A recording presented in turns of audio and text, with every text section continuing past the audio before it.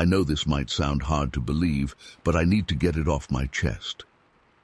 Back in January 2018, near Redwood Falls, Montana, I had an experience that still makes my hands shake just thinking about it. I've been fishing since I was a kid, taught by my dad on lakes where the mornings were always calm and still. By the time I was in my 30s, I was no stranger to early winter fishing, drilling a hole through the ice, sitting in the biting cold, and waiting hours for a single catch. I enjoyed the silence. I enjoyed that feeling of being totally alone with the lake. But that morning changed everything. It was early, just after sunrise. The sky was this pale, grayish blue, and the cold felt sharper than usual.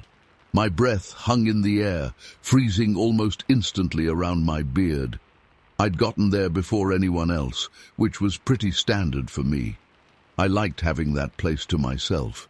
The lake's surface was a flat, dull white, stretching out without any disturbance except for my fishing hole. Usually the only movement I'd see at that hour might be a couple of deer stepping out of the tree line, or maybe a fox darting across the snow. Nothing big, nothing that would stop me from minding my own business. But that day, as I was sitting on my short folding stool, line in the water, I spotted something unusual on the opposite shore. The trees stood dark against the snow, their branches looking almost black. And right between two large pines, I saw a shape that didn't blend with anything else. It was tall, definitely taller than any man I'd ever seen, maybe a head or two above the average doorframe height. At first, I thought it might be a bear standing on its hind legs, but I knew how bears move. I'd seen plenty in my life, and this thing moved differently. It leaned out from behind the trunk, then pulled back. No lumbering steps, no swaying weight. It was smooth, almost deliberate, like it was aware I was watching. I tried to ignore it at first. Honestly, I was scared to acknowledge what I was seeing. I kept adjusting my fishing gear, pretending I was too busy to look. But the truth is, I couldn't focus on anything else. My heart was thumping in my chest, and that quiet, peaceful feeling I usually got from being out there was replaced by this tense awareness. It felt like an alarm bell was going off in my head. I felt exposed, like prey. I'd heard stories from people claiming to have seen something like a Bigfoot around these parts, but I always thought they were just stories. I mean, Montana's forests are vast and old, but I never truly believed in those tales. Yet there I was, seeing something that didn't fit into any category I knew. I remember trying to rationalize it. Maybe a hunter in a thick coat, or some weird trick of the light. But no, I could see the outline too clearly. It had a wide, bulky frame, dark and shaggy, and it didn't look like it was wearing clothes. More like an animal, but not shaped like any animal I recognized. I tried to keep calm. I didn't want to panic and run. Instead, I slowly reached for my small camera, which I sometimes carried in case I caught a memorable fish.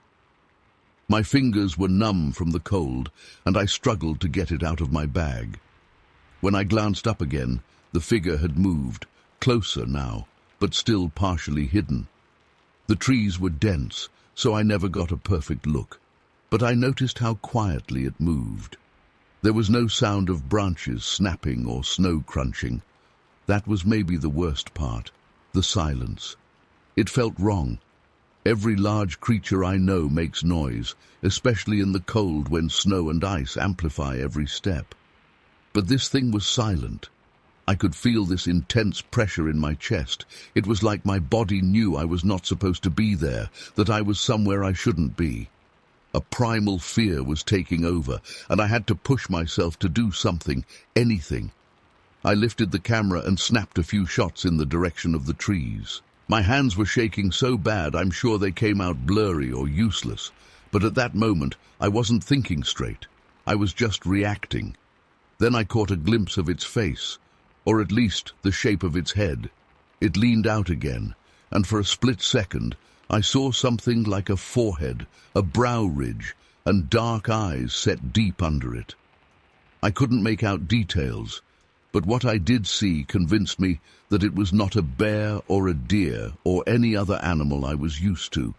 It had a human-like quality, but too large, too broad. The fur or hair covering it looked thick and dark, blending into the shadows. When those eyes met mine, at least I think they did, I felt this wave of dread wash over me. It's hard to describe, but it's like when you realize something is staring straight at you, and not by accident. It was studying me. My first thought was to leave everything behind and just run, but I had to be careful. The ice beneath me was thick, but you don't want to run blindly over a frozen lake. Instead, I started packing up my gear, trying to pretend I was doing it casually. My heart was racing so fast that my vision started to get a little fuzzy. I wasn't even sure what I'd do if it decided to come closer. There was nowhere to hide, nowhere to run without exposing my back to it. The distance between us was maybe a couple 100 yards, but that didn't feel like much if this thing decided to move. As I stood up, it stepped out a bit more, and I realized just how massive it really was. Its shoulders were incredibly broad, and I swear it was covered in a thick layer of dark hair. Its arms seemed longer than a human's, the proportions off in a way that made my stomach churn. I fumbled with my fishing rod, nearly dropping it, and started to walk backwards, never taking my eyes off that thing. My breath was loud and shallow, and I remember thinking how ridiculous it was that I was trying so hard to be quiet when my boots were crunching on the icy surface. My head was spinning with questions. What was it going to do? Was it aggressive? Would it let me go? I kept expecting it to charge at me or at least make a move, but it just stayed there, shifting its weight, sometimes stepping behind a tree, then peering out again. It was like it was curious but cautious. I don't know if that made me feel safer or more terrified. Part of me wanted to understand what I was looking at, maybe even get closer, but the smarter, louder part of my brain was screaming at me to get the hell out of there. I made my way slowly around the edge of the lake, trying to keep my distance and maintain a line of sight. The figure followed, moving parallel to me through the trees, always staying hidden enough that I couldn't get a full, uninterrupted view. There were moments when I lost sight of it completely, and that was even worse, because I didn't know where it might reappear. Eventually, I reached an area of the lake where the shore curved and the brush was thicker. I dared to turn my back for a second to navigate around a patch of ice. When I looked back, I couldn't see it. Nothing but the silent trees and the wind starting to pick up. I waited, scanning the tree line, my whole body tense. I didn't see any movement, no dark shape leaning out. I stood there for what felt like an eternity, just staring, waiting for it to show itself again. But there was nothing. After a few minutes, I decided I had to get out of there. My toes were numb, and my eyes were watering from the icy wind. I took a deep breath, turned around, and headed towards the path that led to my truck, glancing over my shoulder every few steps. All I could hear was my own breathing and the crunch of my boots. That huge shape didn't appear again. When I finally got into my truck, I locked the doors. Stupid, I know, but I was on edge, and just sat there. My hands were shaking, and I tried to replay what happened, looking for a logical explanation. I checked my camera, and as expected, the shots were too distant and blurry to show anything conclusive.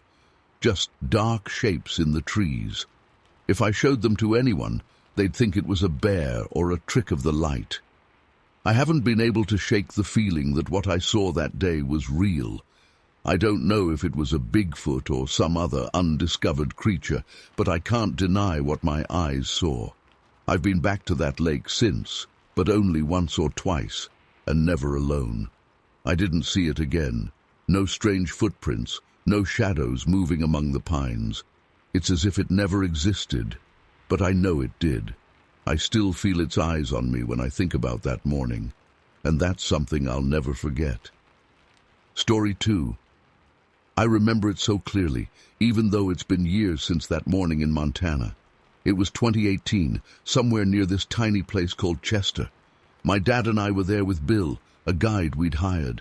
We'd driven for what felt like forever to get into these isolated mountains, way off the usual hunting trails. The plan was to find a big elk, something that neither my dad nor I had ever hunted before. Bill was supposed to know the area well. He looked the part, at least, with his gruff beard and that weathered face like he'd seen just about everything. The first couple of days weren't that remarkable. We'd wake up early, step outside our little wooden cabin tucked among pines and snow-dusted brush, and we'd just wander through the woods looking for tracks. But the forests felt off. The wildlife seemed almost shy. We didn't see much. I remember how still everything was, how quiet. Even the birds seemed hesitant to sing. Bill kept saying we needed patience, that the big bull elk were out there, just wary of us. The thing is, I didn't feel like they were wary. I felt like they were gone, like something had driven them deeper into the forest. On the morning that everything happened, the sky was a pale gray, and a thin layer of frost coated the ground outside the cabin. I could see my breath as I stepped out onto the porch. The air smelled of damp wood and decaying leaves. My dad was behind me, checking his rifle. He was always careful about these things. Bill came up last, barely making a sound, as if he was trained to move silently through the wild. We started our usual pattern, walking quietly, scanning for fresh signs. I didn't notice anything special at first, maybe just a strange hush in the air. No wind, no rustling branches, just this heavy silence. We moved deeper into the woods than we had before. Bill guided us toward an old creek bed, saying that animals often pass through those areas. I remember how the ground was softer near the water, how my boots sank in a bit, and how the cold from the damp earth seemed to creep right up through my legs. There were these tall, ancient-looking pines around us, their needles thick overhead, blocking out a lot of the daylight. It felt like early evening, even though it was probably still morning. I could hear the distant trickle of water somewhere, but it was faint. We hadn't been there long when we heard something. It wasn't a normal forest sound. It was low and guttural, like a heavy grunt, but drawn out, almost like a growl. My dad and I exchanged a look. Neither of us had heard anything like it before, and we'd been hunting together for years. Bill tensed up, and I could see the muscles in his jaw clench. He didn't say a word, just raised a hand to signal us to stay still. It's hard to describe the feeling I had at that moment. It wasn't just fear. It was this strange sense that we were trespassing into something's territory, something that didn't want us there. A shape moved behind one of the trees. For a second I thought it might be a bear, but it was too tall. It stood upright, and even though it was partially hidden by the trunk and the thick undergrowth, I could see enough to know it wasn't like any animal I'd seen before.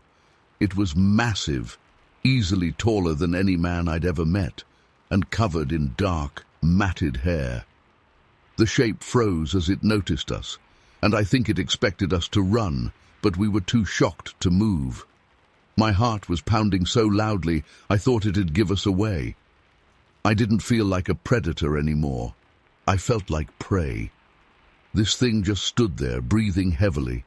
I could hear it, and I swear it sounded almost human in its pattern, but deeper and heavier. The silence around us became suffocating. There were no crickets, no squirrels, no birds, just this tense standoff. I couldn't even blink. I remember my father slowly reaching for his rifle, but he didn't raise it to shoot the creature. Instead, he pointed it downward. He must have thought firing a round into the ground would scare it off without hurting it. He just wanted to break that tension. And he did. The second the gunshot echoed through the woods, the creature let out another bizarre half-roar, half-grunt, and vanished. It moved so quickly I barely caught the direction it took. Bill's eyes were wide. My dad looked stunned. I felt like I'd been holding my breath for minutes. We all rushed forward a bit to see if we could at least confirm what we saw. Footprints, fur, something, but the forest floor was a mess of wet leaves and old pine needles. Still, Bill managed to find a footprint pressed deep into the mud near the creek. It was huge, wider and longer than any human foot, and it had a strange shape to it, something more like a very large, broad foot with unusual toe patterns. The impression was deep, which meant the thing was heavy. We stood around that footprint for what felt like forever, none of us knowing what to say. I could smell the lingering gunpowder mixed with the earthy scent of the woods, and it made me feel dizzy. We decided to head back. None of us actually said, "Let's go." We just started moving together, stepping carefully, trying to stay quiet, but also scanning the tree line constantly. I felt like we were being watched. Every time I glanced over my shoulder, I half expected to see that dark figure tracking us from behind a bush or peering around a tree, but it never showed itself again. It was as if once it had been challenged, if you can call my dad's warning shot a challenge, it wasn't interested in sticking around. At least, that's what I told myself at the time. We reached the cabin by late afternoon, though the whole day felt dreamlike. We packed our gear almost immediately. I remember throwing my stuff into the bags without caring about the order, my hands shaking a little, not from cold, but from adrenaline. My dad and Bill didn't speak much. We just wanted out. The silence between us was thick. We abandoned the original plan of staying longer and trying to find that trophy elk. None of us gave voice to the reason. No one said the word Bigfoot out loud, but we all knew we'd encountered something that wasn't supposed to be real. We left the cabin behind and drove back to Chester. When we told the local officer what had happened, I could tell he thought we were either lying or mistaken. But we stuck to our story. We talked about how the creature stood on two legs, how huge it was, how it made these unsettling sounds.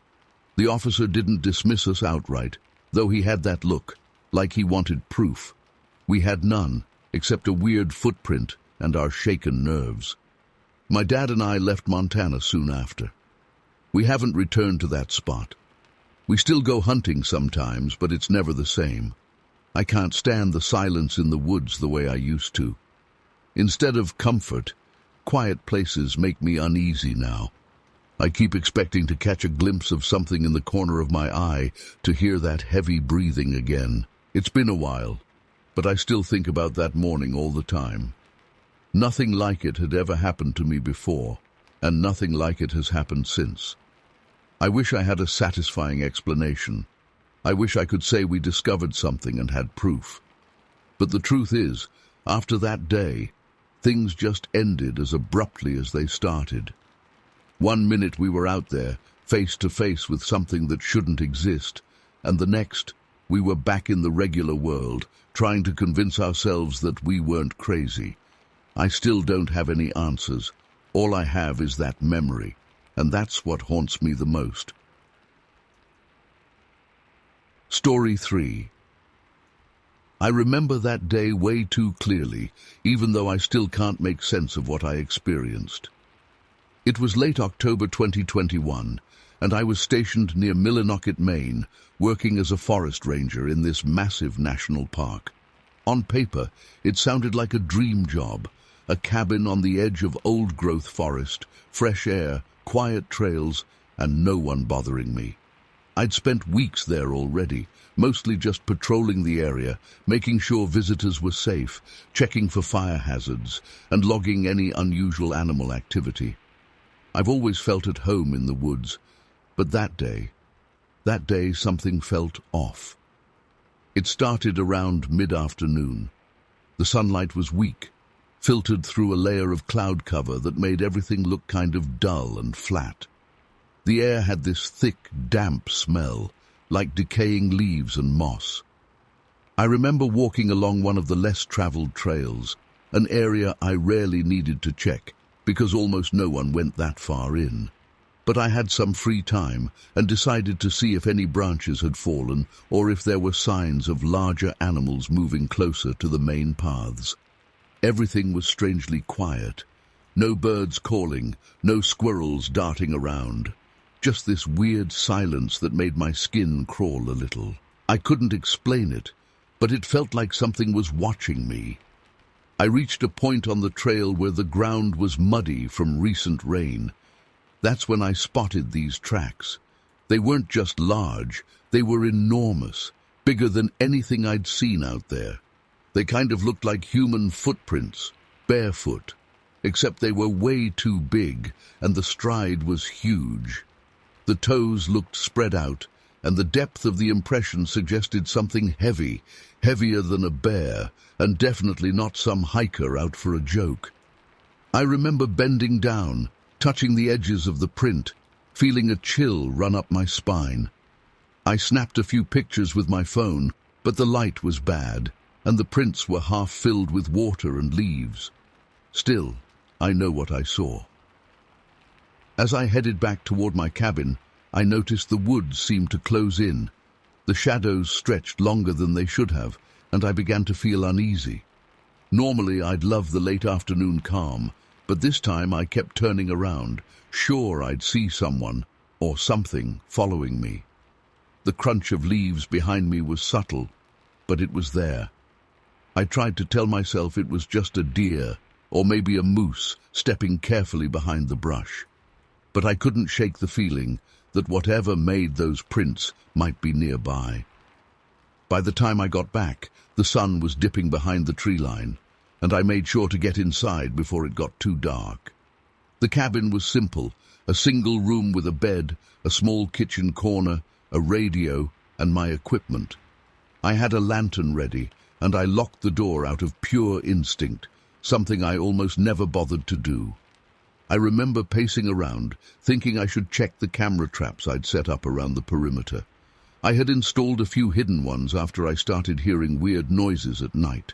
Thuds, low grunts, heavy footsteps cracking branches. But it seemed like every time I went to retrieve the SD cards, the cameras were malfunctioning or pointing in strange angles, as if they'd been messed with. Whatever was out there knew what it was doing. Night fell, and the silence outside became suffocating. Around 9, a thick fog crept in. I watched it swirl through the trees under the weak beam of my flashlight from the cabin window. I heard something then, a low, rumbling growl, but it almost sounded like it was trying to be quiet, like it was aware I was listening. I stood there, barely breathing, my forehead almost against the glass, trying to see any shape or movement. There was nothing but the mist and the dark outlines of trees. Yet I could sense it. I could feel eyes on me, right outside, just beyond the range of my flashlight. I grabbed my rifle, not something I liked doing, but I didn't feel safe.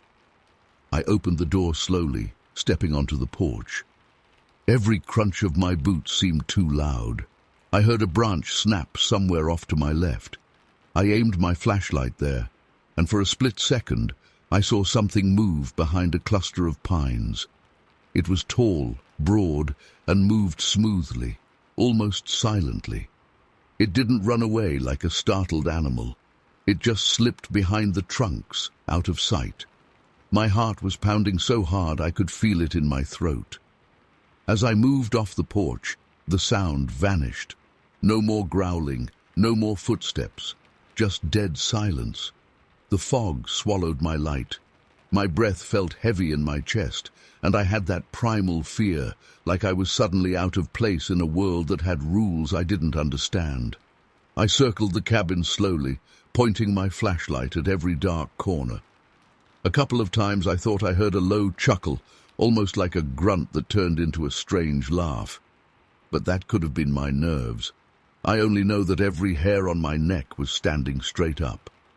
When I came back inside, I locked the door again, pulled a chair to the window, and just waited. Minutes felt like hours. The fog pressed against the glass, and I kept trying to see through it.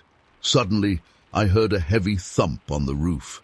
Just one, like something big had stepped there, testing it. I froze. I didn't move an inch. I was too scared to shine the flashlight up there through the window because I didn't want whatever it was to know exactly where I stood inside the cabin. I listened, barely breathing, but after that single thump, there was nothing else. No scrambling, no scratching, just that one heavy step.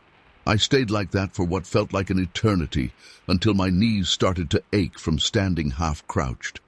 Eventually, I mustered the courage to go outside again. This time, nothing made a sound. The fog was still thick, but the air felt different, like the tension had lifted and I was alone again. But alone in a way that made me feel like something had decided I wasn't worth it, or that I'd passed some kind of test. I don't know how to put it into words. It was an unsettling calm, the kind you feel when a threat moves on, but you still smell it lingering in the air. I spent the rest of that night inside, not sleeping, just clutching my rifle and staring at the door. By dawn, the fog had gone. The forest outside looked almost normal again, though eerily quiet. I went out to check the ground for prints, but I found nothing clear. Just a few broken branches high up, maybe 7 or 8 feet above the ground, too high for a bear. And the smell in the air had changed. There was this faint, musky odor that I couldn't identify. I never smelled anything like it before or after. I left that post shortly after. It was the end of my assignment, and I reported some odd activity, unusual footprints, damaged cameras, strange noises, but I didn't mention everything. I know how it sounds.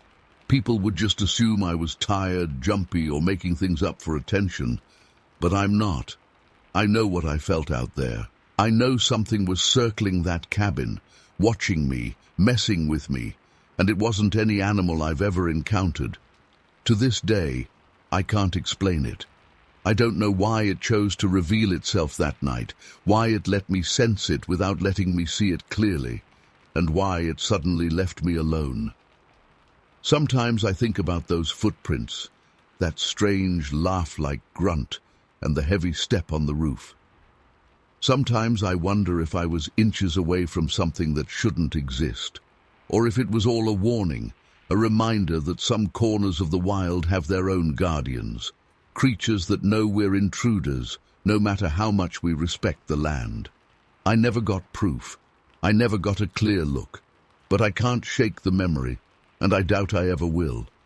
It just happened, then stopped, leaving me more confused and terrified than ever. No one can convince me there's nothing out there. I know better now. Story 4. I remember that day like it was yesterday, even though it's been a few years now. It was late summer 2020, right outside Cody, Wyoming. I had driven out there after hearing a bunch of old local stories about a rundown cabin where strange things supposedly happened.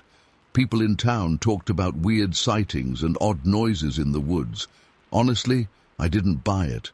I'm the kind of guy who laughs off ghost stories and strange legends. Maybe I was just overconfident, or maybe I thought it would be fun to prove everyone wrong. Whatever my reason, I ended up alone in that old cabin as night fell. The place was exactly what you'd expect from some creepy backwoods legend. A tiny wooden shack, half-rotted logs, dusty corners, spider webs hanging from every beam. Inside, it was quiet, except for the occasional creak of the old boards under my boots. It smelled like old moldy fabric and damp soil. I had a small lantern and a flashlight, plus a sleeping bag and a bit of food. I guess I thought I'd just camp out and leave in the morning, no big deal. As darkness settled in, that quiet turned thick. At first, I just sat there, snacking on some jerky, trying to get comfortable in my sleeping bag. The silence outside was intense. No distant car engines, no human voices, just the wind. Every rustle of leaves sounded louder, every creak of the wood sounded more deliberate. It was like the forest itself was holding its breath, waiting. After a while, I got restless. I'm not the type to sit around and let my mind wander into creepy territory, so I decided to step out and explore a bit. I know it sounds dumb, But I told myself I'd find nothing but maybe a few deer or a raccoon, and then head back to the cabin, feeling silly about the whole thing. The moon was out, shining just enough light through the branches to let me see the rough outline of the trail near the cabin. The ground was soft from recent rains. I walked for a few minutes, crunching twigs and brushing through low branches. That's when I noticed the footprints. They were big, really big.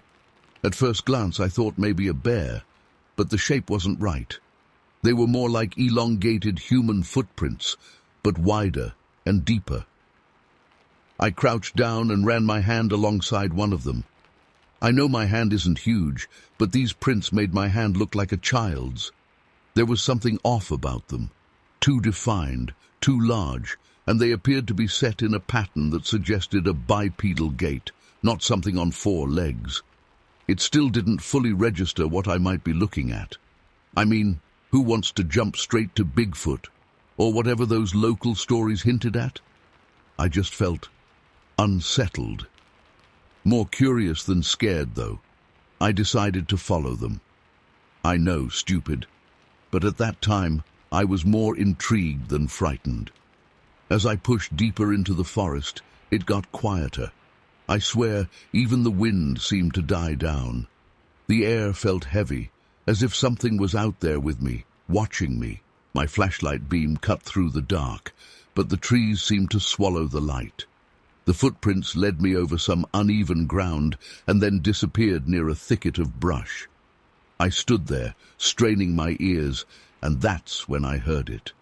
It was a low, guttural sound, like a grunt or maybe a deep, muffled cough. It didn't sound like a bear or a mountain lion or anything I'd heard before.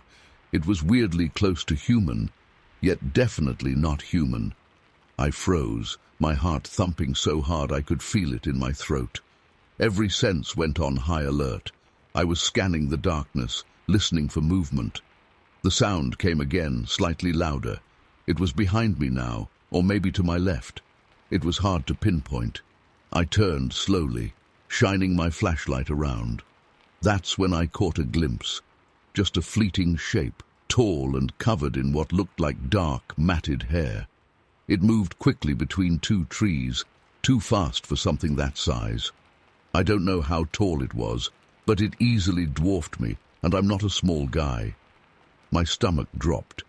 Seeing it, even for a second, felt like being punched in the gut. My first reaction was to back up. My rational brain was screaming at me to run, but I didn't want to sprint blindly into the woods. I took a few steps backward, keeping my flashlight aimed at where I'd seen the shape. I couldn't see it anymore, but I could feel it. There was a presence out there, something that didn't belong. Every sound I made seemed impossibly loud. I tried to keep my breathing quiet, but I was so tense I thought I might choke. I guess I expected it to charge at me or disappear altogether, but it stayed hidden, just beyond my vision. The silence stretched, and I started to think I was losing it. Had I really seen something? Was I just spooking myself? But then there was another grunt, this time a bit farther away, and I heard branches snapping somewhere behind me. It sounded like something huge was moving off in the opposite direction. Without thinking twice, I turned and made my way back to the cabin, practically stumbling over roots and fallen logs. The darkness seemed thicker now, and I kept imagining that figure popping up in front of me. Each step felt like it took forever. When I finally reached the cabin, I rushed inside and slammed the door, heart pounding. My lantern flickered on the table, and the light looked so weak against the darkness outside. The wooden walls felt thin as paper. I half expected some giant hand to smash through them. I just stood there, holding the flashlight tightly, listening for any sign of that thing following me back. For a long time, there was nothing. Just that suffocating silence again. I stood in the center of the cabin, barely daring to breathe. As minutes passed, I started to think maybe it was gone. My mind spun in circles. Had I really seen it? Could it have been a bear standing funny, or maybe a trick of the moonlight? But I knew what I saw, or at least what I thought I saw. Some kind of massive, upright creature, hairy and fast, something that shouldn't be roaming around these woods. At some point, I crept over to a small window. The moonlight filtered through the dusty glass. I looked out, expecting to see nothing, but still praying I wouldn't see a face looking back. There was just the forest, the trees gently swaying. No movement. I waited, and nothing happened. I barely slept that night. Every tiny noise outside, twigs snapping, leaves rustling, made my heart jump. I kept imagining that figure just outside the door, waiting for me to step out. But it never came. The night dragged on, and eventually the sky started to lighten. Dawn brought a kind of relief, but not total comfort. In the daylight, I decided to step out and check the perimeter of the cabin, just to confirm what I'd seen. My legs were shaky, and I was on edge, but I had to know. I found a few more broken branches, some higher up in the trees than I would have expected. I'm talking about branches snapped at a height no person my size could easily reach. But no clear footprints this time. Maybe I just wasn't looking in the right place, or maybe the ground had hardened. Either way, there was nothing conclusive. Still, I knew something had been there. I could feel it in the pit of my stomach. Later that morning, I packed up my stuff and headed back to Cody. The drive felt surreal. Everything looked normal. Cars on the road, people going about their lives, no hint that anything strange existed just a few miles away in the woods. I ended up telling a couple of locals what I experienced, and they gave me that polite smile you give someone who's clearly rattled, but you don't believe a word they're saying. They said things like, "The woods can play tricks on you," or, "After a long night, your eyes see what they want." I knew I wasn't going to convince anyone. It sounded crazy even to my own ears. I don't really talk about it anymore. There's no neat conclusion. I never went back to that cabin. I never found any proof or heard any confirmed sightings. Maybe it was a Bigfoot. Maybe it was just some massive animal that I've never heard of. Or maybe I was hallucinating. But I doubt that. I still get chills thinking about that shape moving between the trees and that low grunt echoing in the silent night. It's one of those experiences that shakes your confidence. I went out there laughing at the stories, certain that I'd spend a quiet night in a creepy old cabin and head home with a funny story. Instead, I came back with something I can't explain. And I guess that's all there is to it. I don't have a grand conclusion or a lesson learned. It happened, and then it was over. And now I just live with the memory, wondering what the hell I actually saw out there. Story 5. I've been holding back on sharing this for a while, but I guess it's time. This happened back in 2019, near Ely, Minnesota. I had taken a few days off work and driven my old pickup out to a spot by the Black River, somewhere I'd been camping on and off since I was a teenager. Usually, it's nothing but the smell of pine, the steady sound of water rolling over the stones, and maybe a distant loon call at sunset. I've always felt at home there, away from everything, just me and the wilderness. My first night that trip was normal. I set up my old canvas tent, got a small fire going, and let the cool night settle in. It was the kind of peace I expected, just the crackle of the fire, and a sky scattered with bright stars. Nothing seemed off, and I slept pretty well, all things considered. The next morning, I decided to push a bit deeper into the woods beyond the usual trails I knew. After breakfast, some instant oatmeal and coffee, I headed off with my day pack. I figured I'd be gone a few hours, do a loop, and return to my campsite well before dusk. The first stretch of the walk was familiar. The same ferns, the same rocks by the riverbank. But after a while, I noticed something odd. The woods became strangely quiet, like no birds, no squirrels, nothing. If you've spent time outdoors, you know that feeling is never good. It's that sudden absence of normal forest chatter that raises the hair on the back of your neck. I kept going, a bit uneasy, but I tried not to let it get to me. Then I saw the footprints. At first I almost missed them, but once I spotted one, I realized they were all around in this soft patch of soil near some ferns. They were large, bigger than my boot for sure, and the shape was off. It wasn't a bear print. It looked more like a human footprint, but way too big and too wide. The stride was also strange, spaced farther apart than any normal person could manage easily. I stopped dead in my tracks and stared at them, trying to figure out what kind of animal could leave prints like that. I couldn't think of any. There were also broken branches up high, like something tall and heavy had forced its way through. I remember my heart pounding in my chest. My gut told me to leave. I tried to rationalize it.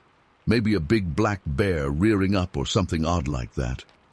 But bears have distinct tracks, and these looked almost human, just not right.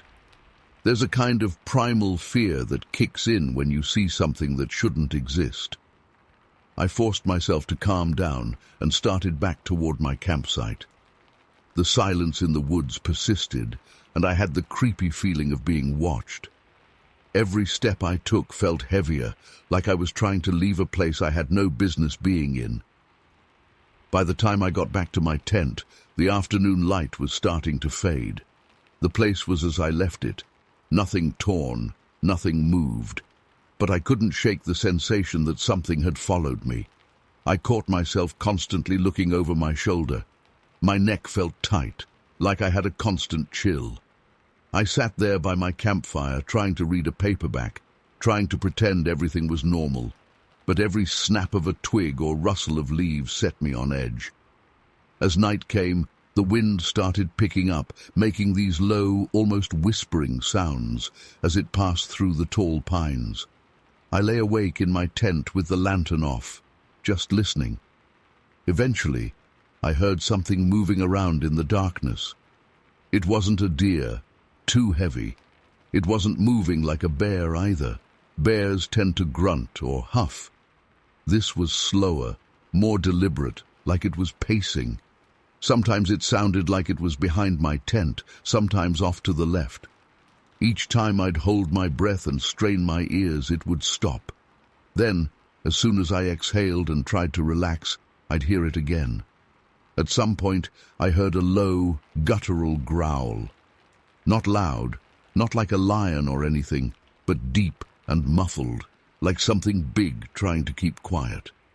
My heart was pounding so hard I thought it would burst. I grabbed my flashlight and slid silently toward the tent's entrance. I pulled the zipper just a couple of inches and shone the beam outside. Nothing, just darkness and the shapes of trees. But that feeling of being watched was intense, almost physical.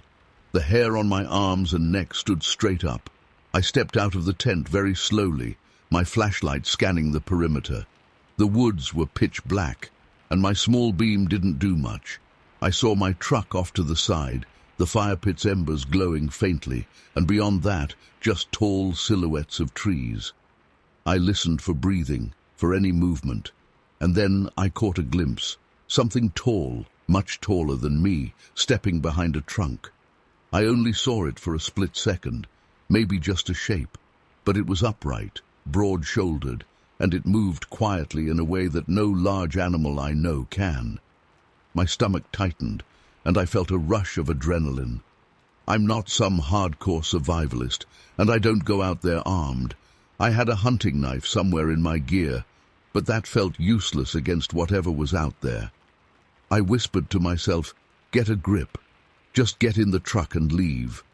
But I was paralyzed for a moment, just standing there trying to confirm what I saw. After what felt like forever, I forced my legs to move. I backed up, keeping the flashlight on the spot where I saw the figure. Suddenly, a branch snapped loudly from somewhere behind me. I spun around, heart in my throat. Nothing. Then another snap, this time from my left. It felt like I was being toyed with. Whatever it was seemed to know how to keep me off balance. I fumbled to get into the truck, locking the doors behind me. I sat there gripping the steering wheel, trying to decide if I should risk starting the engine. What if it came closer? But the silence returned, and with the windows up, All I could hear was my own breathing. Finally, I turned the key, headlights cutting through the darkness. In that brief flash, I saw something dart behind the trees on the opposite side of my camp. It was large and dark, and it moved in a way that I can only describe as too smooth, too controlled for something that big. My headlights didn't give me a clear look, just a blur of something large and upright. I didn't think twice after that. I pulled out, leaving my gear, my tent, everything. As I drove off, I could see movement in my side mirror, just a glimpse of something stepping out onto the dirt clearing, watching me go. I refused to look back again. I just kept driving, gripping the wheel so hard my knuckles ached. I made it back to Ely late that night, checked into a small motel, and sat there shaking, trying to process what I'd seen and felt. Even now I can't explain it. I had gone there expecting peace and quiet, and instead I found something I can't define. There are stories out there. People talk about creatures in the woods, things like Bigfoot. But I was always skeptical. I still don't know what I believe. I just know I saw footprints too big to be human, heard a growl that didn't match any animal I know, and glimpsed something that shouldn't exist. It's been years, and I still get goosebumps thinking about that night. I never told anyone in person, not family, not friends. Honestly, I don't want the questions or the looks of disbelief, but I remember every detail, and I know what I felt. Fear, confusion, and a sense that I was trespassing in a place I didn't belong. I haven't been back to that spot since. I imagine my tent and gear were ripped apart, or maybe just left untouched. I'll never know. Maybe it was just a strange encounter with something natural that I misinterpreted, but deep down, I know that's a lie I tell myself to sleep better. What I experienced that night still makes my skin crawl. Sometimes I wonder if it's still out there, watching anyone who wanders too far off the trail, waiting for them to leave. And that's all I got. It happened, it ended, and I have no explanation, even now. Story 6. I remember it was late morning, maybe around 9 or 10 a.m., when I first realized something was off. I was camped out near a remote lake not too far from Soldotna, Alaska, but far enough into the wilderness that I hadn't seen another human for days. The spot was gorgeous, tall pines, the kind that block out the wind and swallow sound, and the water so calm you could see the mountain peaks reflected like a mirror. I'd been fishing there, enjoying the quiet, feeling like I had the entire place to myself. It's the kind of silence that makes you feel like you're truly away from everything, and for a few days, that's exactly what I wanted. But that morning, something changed. I got out of my tent, and right away, I noticed these huge footprints in the snow, maybe 3 or 4 feet from where I'd been sleeping.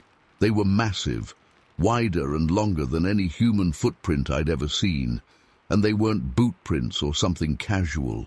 They were different, like a giant barefoot track, but with a shape that didn't look quite normal. I'm not an expert in wildlife tracks, but I know what bear prints look like, and these weren't bear prints. They almost resembled a huge human foot, but who the hell would be walking around barefoot in that freezing weather, out here in the middle of nowhere? I followed the tracks with my eyes. They circled my tent, careful and deliberate, like whoever or whatever made them had taken the time to study my little camp before moving on. The prints headed off toward the tree line, vanishing into denser woods. I could feel my stomach turn a bit, this uneasy sensation like I'd left my door unlocked at night. I had been sleeping right there, totally unaware, and something had walked all around me, close enough that if I'd reached out, maybe I could have touched it. I tried to brush off the nerves. I've been out in nature plenty of times, and I've heard stories, strange sounds, weird prints. Sometimes it's just an odd animal passing through. But I couldn't shake this feeling that I was dealing with something else. It felt too intentional, like it wanted me to know I wasn't alone. I decided to keep myself busy. Fishing is my way of focusing my mind. I grabbed my gear, headed down to the edge of the lake, and set up for a few hours. The fishing that day was terrible. I couldn't concentrate. I kept looking over my shoulder, scanning the opposite bank. The day was pretty clear, the sun was out, but I remember that air feeling colder than before. It was as if the whole place was charged with some kind of tension I couldn't name. Every crack of a branch, every rustle of undergrowth got my heart racing. After a while, I glanced through my binoculars across the lake. I don't even remember why. I think I was just bored and still on edge. And that's when I saw it. There was a figure between the pines on the opposite shore. At first I thought it could be a moose or a bear standing upright, but that didn't fit. It looked like something tall and broad, covered in dark hair, standing there, staring right back at me. I tried to focus, but the second I got a clearer look, it moved behind a tree. It was fast, surprisingly quiet for something so large. I saw it for maybe 2 or 3 seconds, just enough to know I wasn't imagining a shadow. My heart started pounding. I considered calling out, but what would I say? Hello? And if it answered, what would I do then? I didn't say anything. I just stayed there, still as a statue, gripping my binoculars so hard that my knuckles hurt. I kept scanning the spot where I'd seen it, trying to convince myself it was some trick of the light. But nothing looked like that. Not out here. I know what bears look like on 2 legs. They're bulky and awkward. This thing had a presence I can't quite describe. It felt smart, watching me with a kind of patience I've never felt from any animal. The tension was becoming unbearable. After a while, I decided to reel in my line and head back. Just walking back to camp was torture. Every step I took felt like I was getting closer to something waiting for me in the woods. I took a wide path, staying in the open as much as possible, scanning the perimeter constantly. Back at camp, I tried to act normal. I packed some of my gear, made sure nothing was missing, kept my axe and my bear spray within reach. There were no new footprints that I could see, but I felt eyes on me. The silence had shifted in some subtle way, like before there had been bird calls, distant noises of small animals, and now it was dead quiet. My breath sounded loud in my own ears. Around midday, I tried to eat something.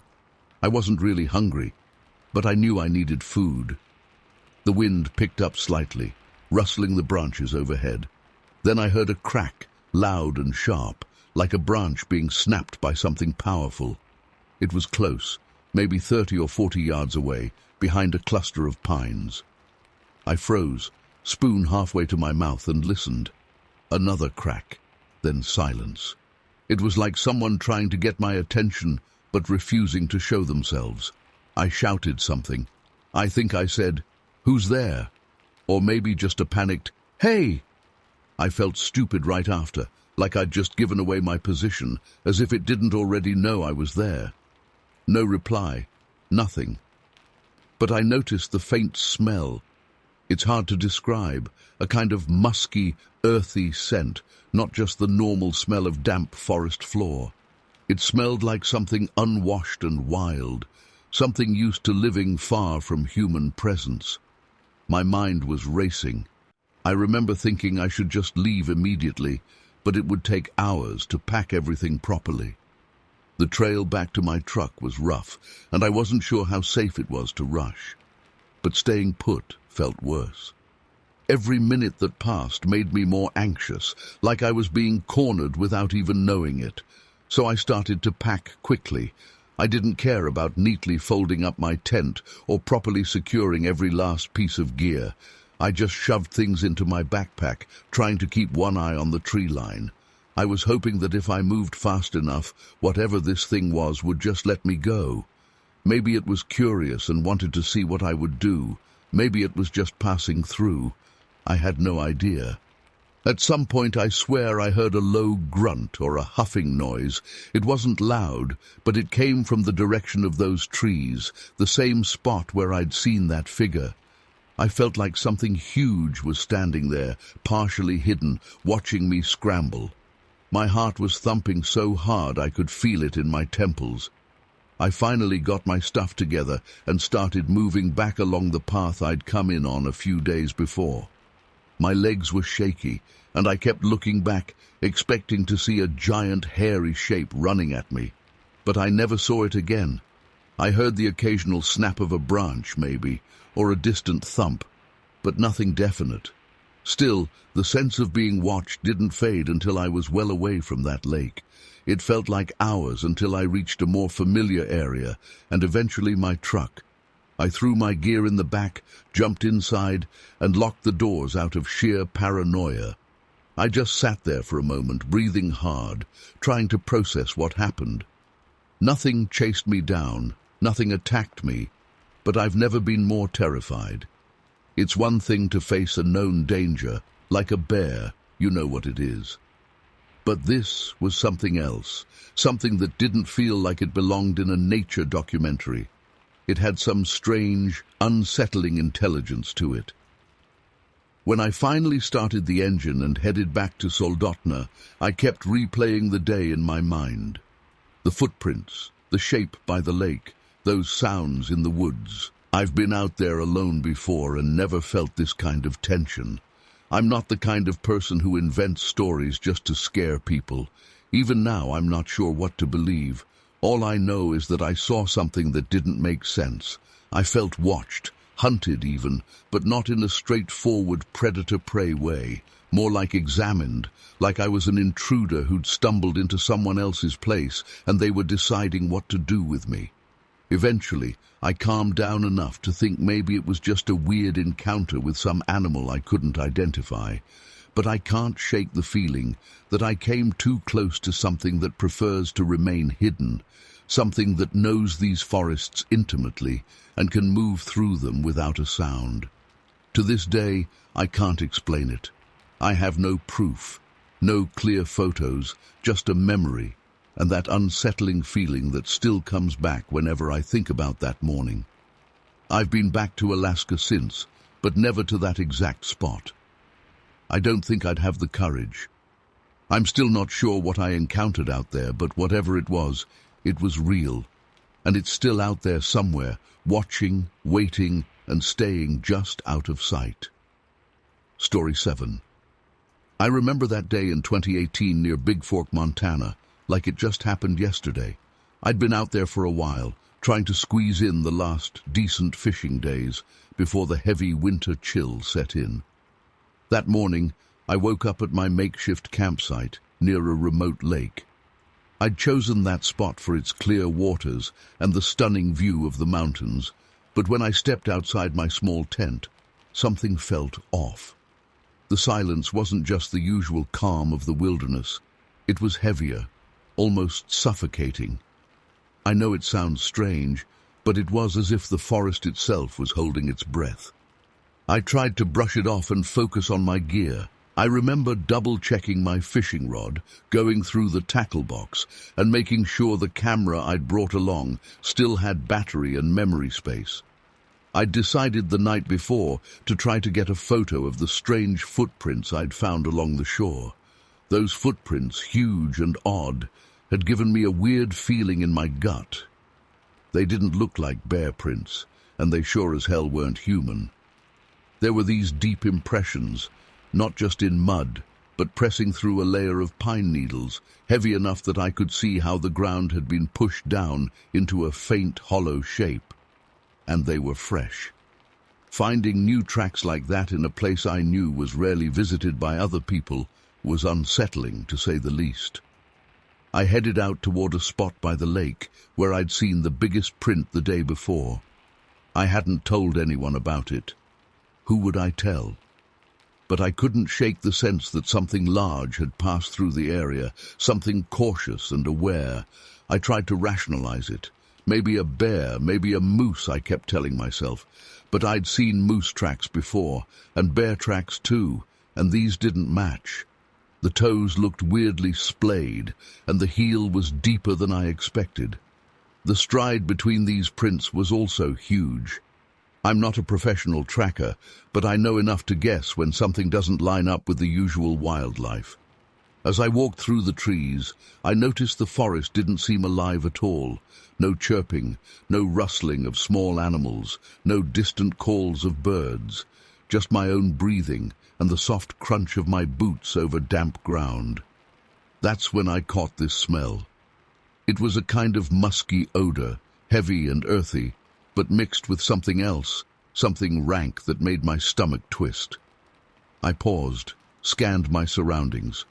It was too quiet for comfort.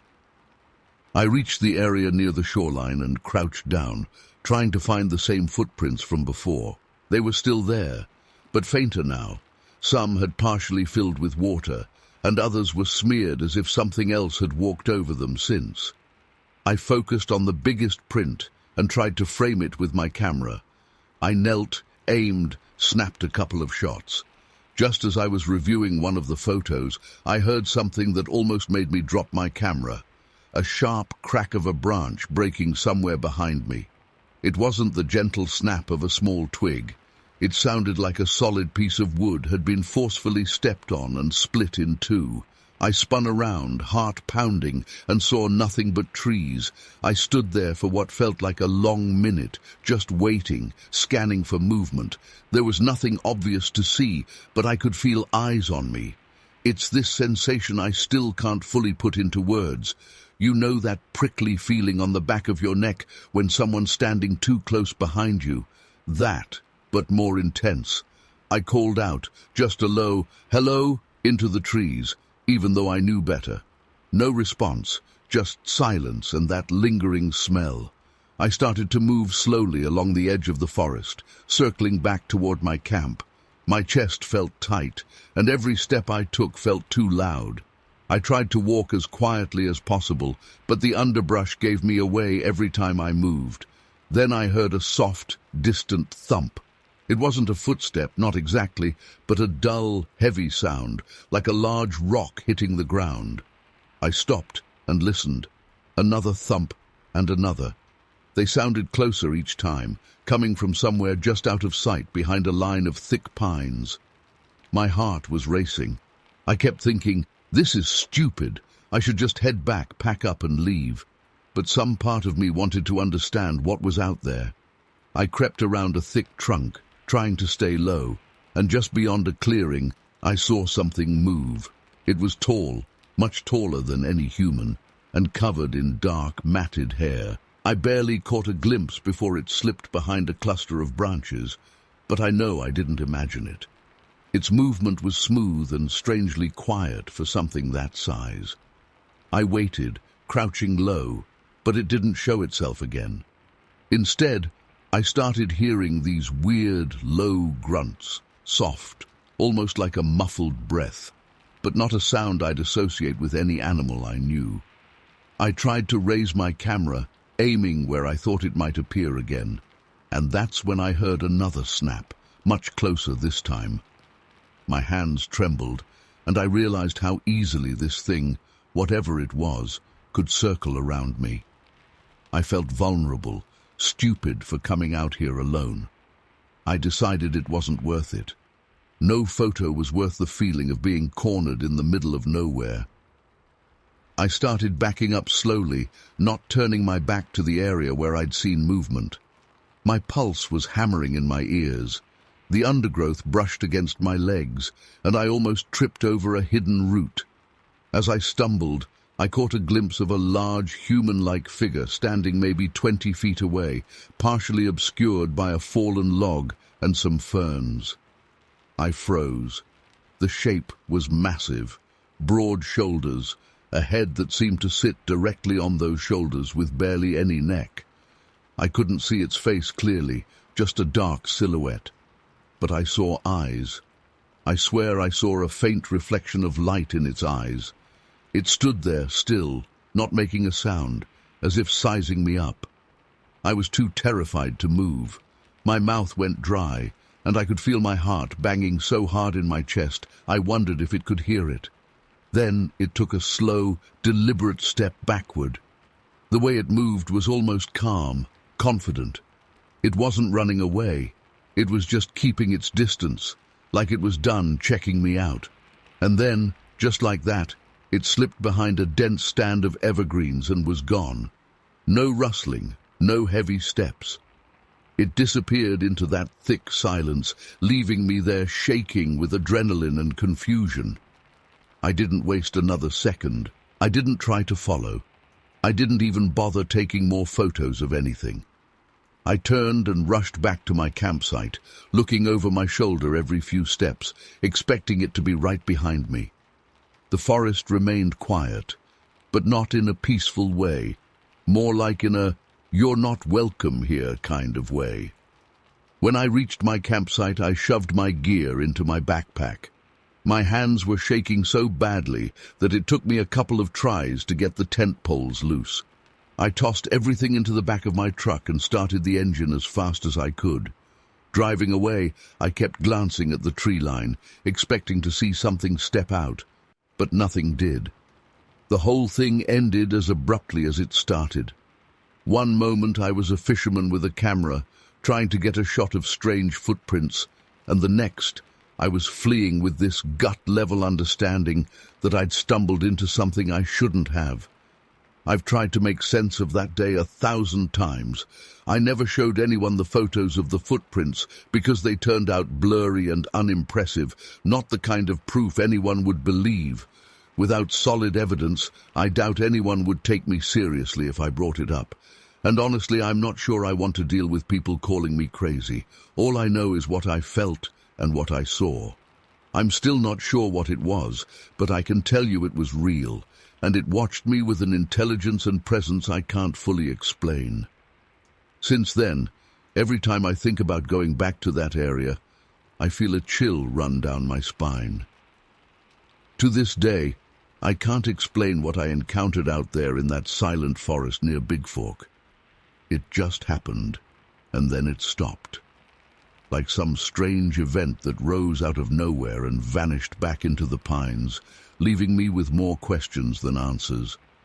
Even now, I can't shake the feeling that whatever it was, it's still out there, watching, waiting, and knowing far more about me than I'll ever know about it.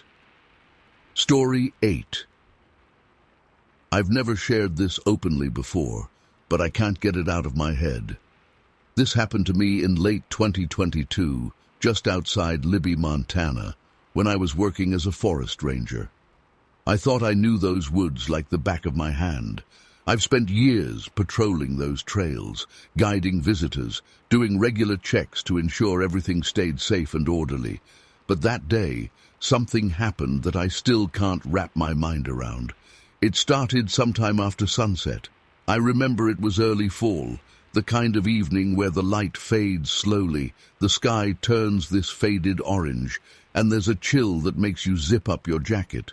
I had been hearing strange complaints from a few hikers, odd noises at night, heavy footsteps off the main trails, branches snapped at weird heights, and sometimes a rank, moldy odor lingering around. I'd never been one to believe in legends. I know the wildlife that's out there, bears, elk, mountain lions, and I know their patterns. But the stuff I'd been hearing lately didn't match anything I'd learned in all my years on the job. I went out on foot with a decent flashlight, a notebook, and a small camera in my pocket. Nothing fancy. I just wanted to see if I could figure out what was going on. There weren't many people in the area that day, so I felt pretty alone. I tried to keep quiet, listening for anything unusual. The forest was strangely silent. Usually you can hear squirrels or small birds, the wind rustling leaves, something. That night, it was as if everything was on mute. I started getting this feeling I couldn't shake, like I was being watched. Not just observed casually, but studied. Every time I stopped walking, I'd hold my breath and listen, and I swear I could hear something shifting just out of range, like it was matching my steps, but never letting me actually see it. After a while, I found a spot where a tree had been messed with. This thing was thick, maybe 8-9 inches in diameter, and it looked like it had been snapped in half. Not cut, not sawed, but literally bent and broken, like something with enormous strength had just decided to test its power. I bent down and tried to see if I could notice any tracks. At first, I saw nothing but disturbed pine needles, some odd scuff marks. But then I spotted something that sent shivers down my spine. A partial footprint pressed into the damp soil. It was huge, definitely larger than any human foot I've ever seen, and the shape didn't quite look right, too broad, with a strange arch. I knelt closer to get a good look, and that's when I caught that smell again, like wet leather and rotting leaves. It was so distinct I felt the urge to gag. I tried to stay calm. I'm trained not to panic. I've encountered big animals before, but this felt different. I turned off my flashlight for a moment and just listened. At first, I heard nothing. Then, after maybe 30 seconds, I heard a crack, like a stick snapping under weight. I slowly turned my flashlight back on and panned it around the trees. A branch about 10 feet up was broken clean off one of the pines. 10 feet. I'm not tall, but I know how high I can reach, and that was well out of range for a casual snap. I pointed the beam higher, and that's when I thought I saw a silhouette move behind a cluster of spruce. It was tall, taller than a person, dark, and it moved with a kind of smoothness that I can't really describe. Not like a person stumbling around at night, not like a bear either. It was too upright, too measured. My heart started pounding. I didn't feel safe anymore, but I also felt this crazy need to know what I was dealing with. I took a few slow steps toward where I'd seen that shape. Immediately I heard a heavy, low breathing, like something big was exhaling right at the edge of my hearing range. It made every hair on my body stand up. I tried to adjust my flashlight, hold it steady, but my hands were shaking. Just as I was about to take another step, I heard this deep grunt, almost like a warning. It wasn't a roar, not a growl, but something that said, "Don't come closer." I backed up a step, and whatever it was moved too, staying hidden. The sound of it moving, the soft thud on the forest floor, told me it was definitely large. I tried to talk softly, just to myself, hoping maybe I could calm my nerves, but my voice sounded so small and shaky in that emptiness. The forest still felt dead silent, like every other living thing had retreated far away. The smell got stronger. It was like the air itself had soured, thick with an animal musk that I couldn't place. At that point, I just wanted to get out of there. I knew I wasn't going to capture anything useful that night, and I sure as hell didn't want to provoke whatever I was dealing with. I tried to slowly back away, moving carefully so I wouldn't trip and send myself stumbling into darkness. With each step I took, I felt like I was being followed.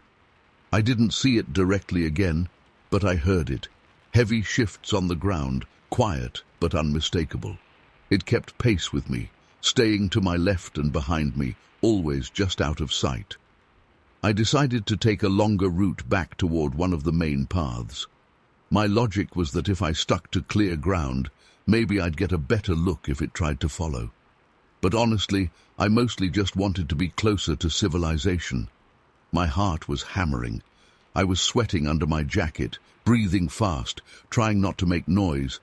Every so often, I would spin around with my flashlight, convinced I'd see it charging at me. But I never caught more than a vague shape or a flicker of movement behind a trunk. When I finally made it back to a more familiar part of the trail, something odd happened. The forest noises started coming back. I heard a distant owl hoot, the rustle of branches in the wind, a slight trickle from a nearby stream. It was like a switch had been flipped. The suffocating silence was gone, and that's when I realized I didn't sense it behind me anymore.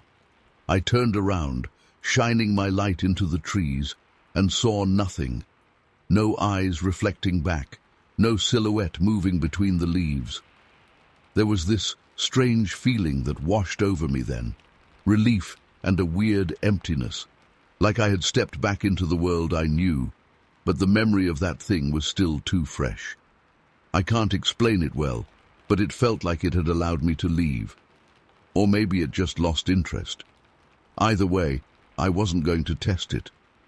I headed straight back to my truck and got the hell out of there, my pulse still racing. The next morning, I checked the trail cameras I'd set up earlier that week. A couple were turned off or angled away, and one was broken. I found no usable footage, nothing I could show anyone. But I knew what I saw, or at least I knew what I felt. There was something out there, something big and smart and cautious. I've never seen a bear act like that, or a moose, or anything else that calls those woods home. Nothing snaps branches 10 feet up like they're twigs and stalks a person so quietly without ever fully revealing itself. To this day, I can't say what it was. I never got a clear look at its face or body, but I know it wasn't a normal animal. It felt too aware, like it was testing me, messing with my head. Since that night, I've wondered if other rangers have had similar encounters but kept quiet. Maybe they have. Maybe I'm not alone in this. I've looked up stories and rumors online, and so many people mention similar scents, footprints, sounds in the dark. But I guess until you experience it yourself, it's just another weird story. I still remember the smell vividly, and the silence, and how my flashlight beam never quite caught it. Sometimes I think about going back to that exact spot, setting up more gear, staying longer, but then my stomach knots up and I realize I don't really want to repeat that experience. I wouldn't know how to handle it if it decided this time I wasn't supposed to leave. So I'm left with this unsettling memory. It's been a year now, and I still haven't told many people. But I have no explanation. It just happened, and then it stopped, as if that night never occurred. Only I know it did. I know something watched me in those woods, and it's probably still out there. Story 9. I remember that night vividly, even though it's been a few years now. It was early in the fall of 2021, and I had driven out toward Whitehall, Michigan, to stay in this old cabin that people kept whispering about. I'm not the type who believes in local legends or weird forest tales. I've always seen myself as a level-headed guy who enjoys a good challenge, and spending a night alone in some rundown cabin that supposedly had a history sounded like a fun dare. It was more of a joke than anything else. At least, that's what I told myself. The cabin stood deep inside a patch of woods that were known to be pretty isolated, not some romantic log house by a lake, but a creaky structure with chipped paint, a loose front door, and a general feeling that nobody had bothered with it in years. I'm not talking about something you'd rent for a cozy weekend. This place looked like it hadn't been maintained since the 70s. The roof sagged a bit, the small porch was crooked, and the inside smelled like damp wood and dust. But I wasn't planning on sleeping inside anyway. The weather was decent, so my initial idea was to set up a small fire outside, then maybe crash in my sleeping bag near the porch. I was just there to prove nothing would happen, that I could handle a quiet night in a so-called haunted spot. It was still late afternoon when I arrived. The sun was lowering, the sky was clear, and there was this silence in the woods that felt normal at first. You know how forests can get quiet sometimes, especially if there aren't many birds around. That's what it felt like, just stillness. I collected some branches, started a small campfire outside, close to the cabin's entrance, and settled down with a small folding chair I'd brought. I sat there, eating a protein bar, sipping some water, and checking my phone signal every now and then. No service, of course. For the first hour or two, nothing weird happened. The only sounds were the crackling of the fire and a soft rustling high in the treetops. Occasionally, I'd hear a distant snap from somewhere in the woods, but nothing worth noting. At one point, though, I noticed something subtle. It's hard to put into words, but the atmosphere shifted. The wind seemed to die down, and the usual gentle background noise you'd expect in a forest, small critters scurrying, leaves brushing, distant insects, just faded. I remember sitting there and suddenly realizing that I could hear my own breathing more clearly. The silence felt heavy, like it was pushing down on me. I tried to shake off the feeling. I'm not a superstitious person, and I've camped before, sometimes in places that felt eerie. But there was something different this time, something like a presence. I started feeling like I wasn't alone. I pointed my flashlight at the tree line, sweeping it slowly from left to right. Of course, I didn't see anything unusual, just the tall pines and oaks, their branches swaying a bit, and my firelight flickering over the ground. Then, out of nowhere, I heard a branch snap. It wasn't a small twig. It sounded like something thick and solid being cracked under real weight. My first thought was a deer stepping on something, or maybe a black bear.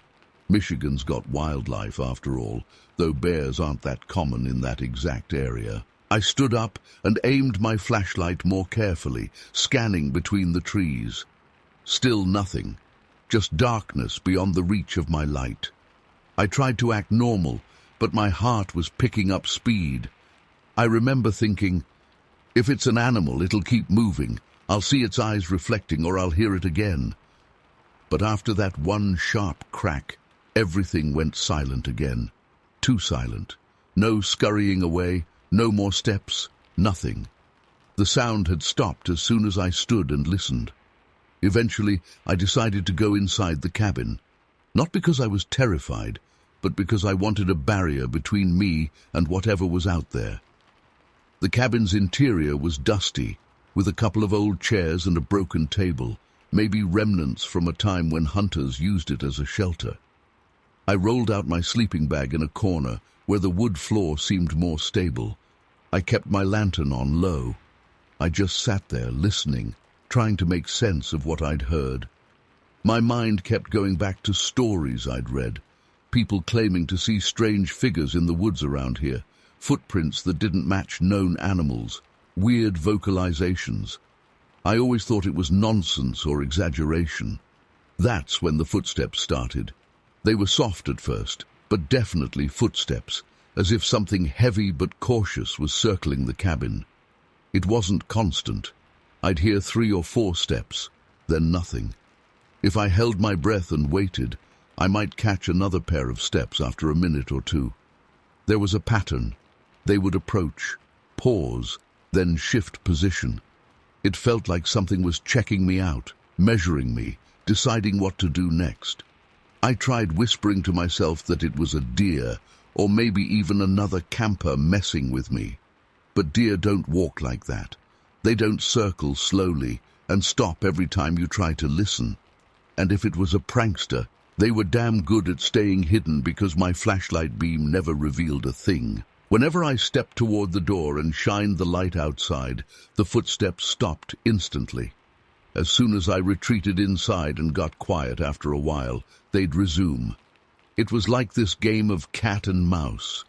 Eventually I shut the cabin door, though it didn't have a proper lock, just a rusty latch. I remember leaning against the door, holding my lantern in one hand, trying to convince myself I was fine.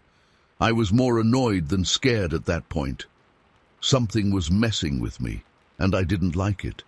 Still, the not knowing kept my heart pounding. The strangest thing happened around what must have been close to midnight.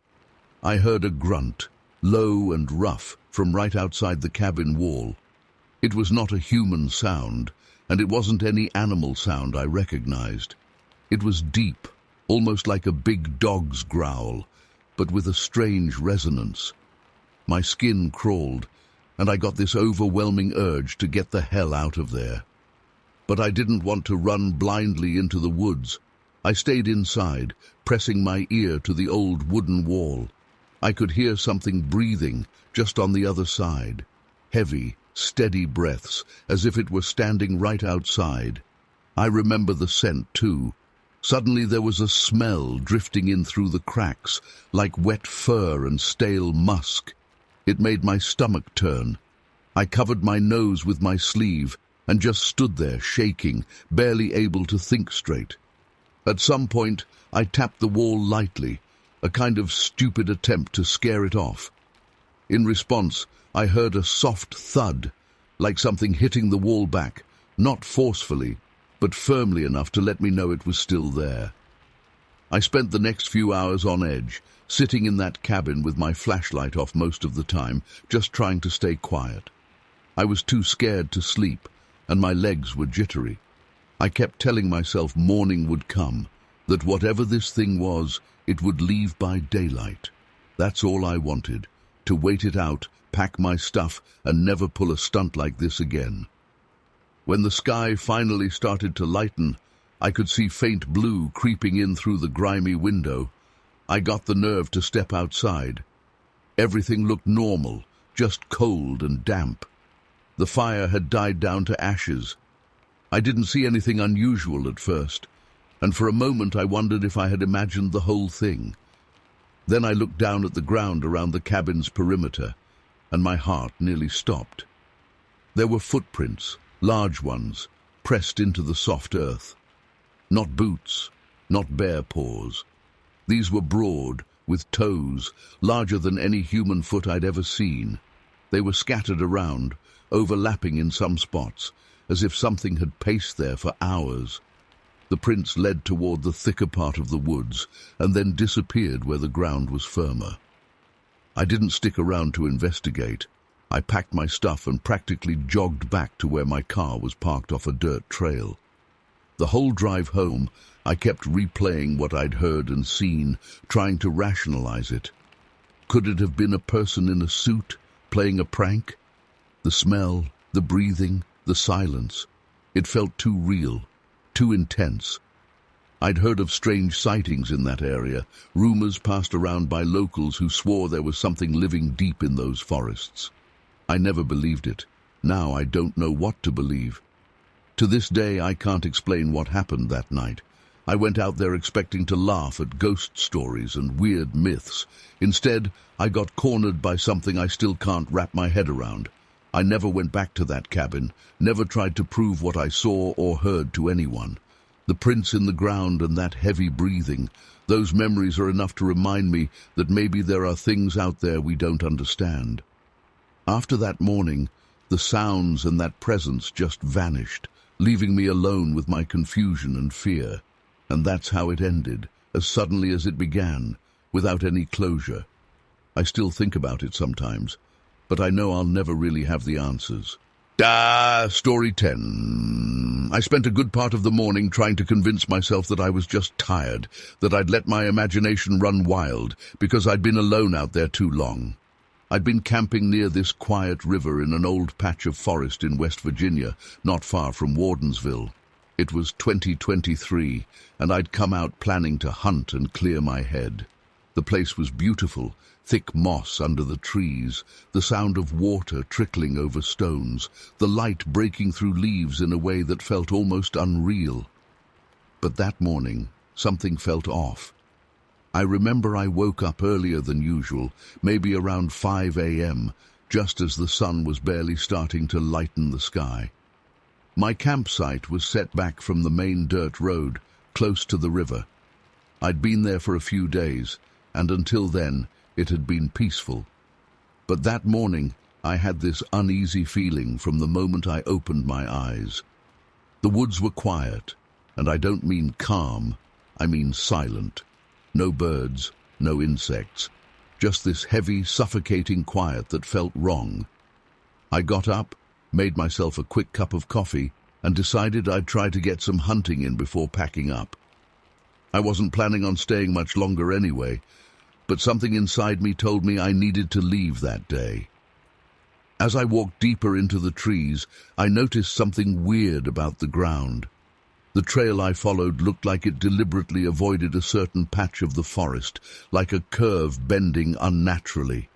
I stepped off the path to see what it was about, and I found these massive footprints in the mud. They were deep, like something very heavy had pressed into the soft ground. They were shaped vaguely like a human foot, but huge and broad, with toes that left impressions too wide and long to be a bear or anything else I knew. I hunt and hike often, and I've never seen anything like this. The weight distribution was odd, like whatever made them had a different stance than we do. I'm not proud of it, but I just stood there staring at those prints for what felt like minutes. My heart was pounding. I tried to rationalize. Maybe it was just a strange pattern in the mud, maybe a misinterpretation. But I could feel a pressure in my chest that told me I was lying to myself. There were more prints leading farther into the dense part of the forest, where the undergrowth got thicker. I followed them a short distance, not too far, just enough to see that whatever left them was moving around an area with no clear direction, like it was wandering or watching. The bushes were disturbed, some thick branches bent at odd angles, not clean breaks like a bear might leave, but twisted and folded in ways that suggested incredible strength. By mid-morning, I decided I was done hunting. I didn't see a single deer or anything else worth my attention. The silence weighed on me. I kept feeling like something was watching me. Every now and then, I thought I caught a glimpse of a dark shape between the trees, but as soon as I focused, it was gone. My mind could have been playing tricks on me, but I couldn't shake the feeling. I tried to tell myself it was just nerves, but nerves don't explain footprints that size. I returned to my campsite around noon. I planned to pack up and get out of there. I moved quickly, stuffing gear into my pack, breaking down my tent. The wind had started picking up, and the branches overhead made these dry, creaking sounds. As I was rolling up my tent, I heard something. Not a growl or a roar, but more like a heavy exhale, a grunt, coming from somewhere just beyond where I could see. I froze, holding my breath. I listened and waited, gripping my rifle so hard my knuckles went white. Nothing moved. The forest still felt unnaturally quiet, but not empty. It felt charged, like static before a thunderstorm. I forced myself to keep packing. The whole time, I kept checking over my shoulder. It's hard to describe the feeling of being watched without proof. I just knew something was out there. I thought about those stories people laugh at, things they read online about creatures in the woods, tall, hairy things that aren't bears or people. I never believed them, or at least never took them seriously. But standing there, I couldn't shake the idea that maybe the forest was holding on to something bigger, something we don't understand. By late afternoon, I had everything ready. I was heading out when I noticed the footprints again, this time on the edge of my campsite. Not as clear as the first ones I'd seen, but enough that I knew something large had been close, watching me pack. My stomach dropped. I can't describe the fear that hits when you realize you've been observed without even knowing it. I started walking fast, back the way I came, toward the dirt road where I'd left my car. It was a decent hike, and with the daylight beginning to fade, I wanted to be at least closer to my car before dark. The sound of my own footsteps felt too loud. I kept stopping to listen. Twice, I heard something behind me, twigs snapping, branches rustling. But every time I turned around, I saw nothing but trees and underbrush. At one point, maybe an hour before sunset, I swear I saw a tall figure a ways back, just for a second. It was standing partly behind a tree trunk. I only saw it from the corner of my eye. Dark, broad shoulders, taller than anyone I've ever met. The moment I turned my head to look, it was gone. My hair stood on end. I could barely breathe. I'm not ashamed to say I spoke to myself, whispering, "Just keep going, just keep going," because that was the only thing that felt real, putting one foot in front of the other and not looking back. As dusk fell, the forest took on a new kind of darkness. The trees felt like looming silhouettes. I tried not to panic. but my steps got faster. I was almost jogging, trying not to make too much noise, but also desperate to get the hell out of there. Then I heard a heavy thump, like something dropping from a height onto the forest floor, followed by a quick shuffle of leaves. It was close, maybe 15 or 20 yards to my left. I turned my flashlight on and swept it over the trunks. I saw nothing. Not a single branch moved. But I felt something there, a presence, a gaze. I know it sounds crazy, but it felt like I was being sized up. I decided no more being subtle. I moved as fast as I could manage without tripping over roots. My rifle was in my hands, safety off. Not that it made me feel safer.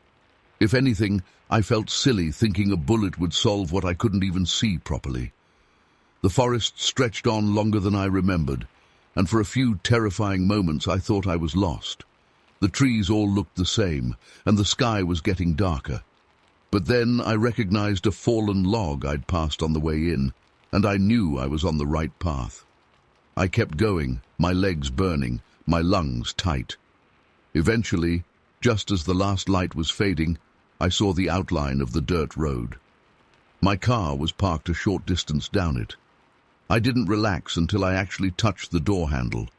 I threw my gear in the back and got inside, locking the doors. I turned on the headlights, half expecting to see something crouched nearby. But nothing. Just trees. I took a few deep breaths, trying to calm down. My heart was still racing, and my hands were shaking. I turned the ignition and drove out of there, headlights cutting through the darkness. The whole drive back to Wardensville, I kept checking my rearview mirror. I was convinced I'd see something following me, but nothing appeared. By the time I reached the small town lights, I started to doubt myself. Not the footprints, they were real. But maybe I exaggerated the rest?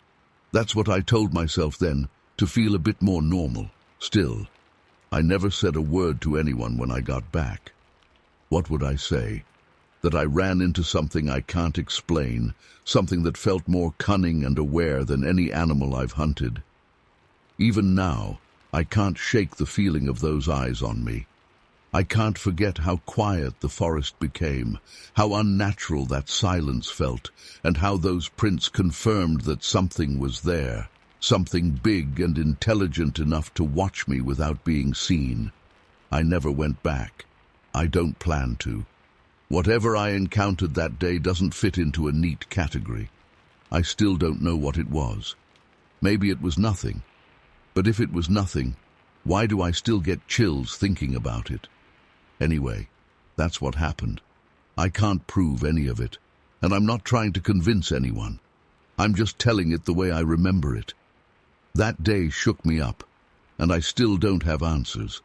It all started and ended in that single day, and after it was over, it was just done. Like it never happened, but I know it did, and I'll remember it for the rest of my life. Story 11.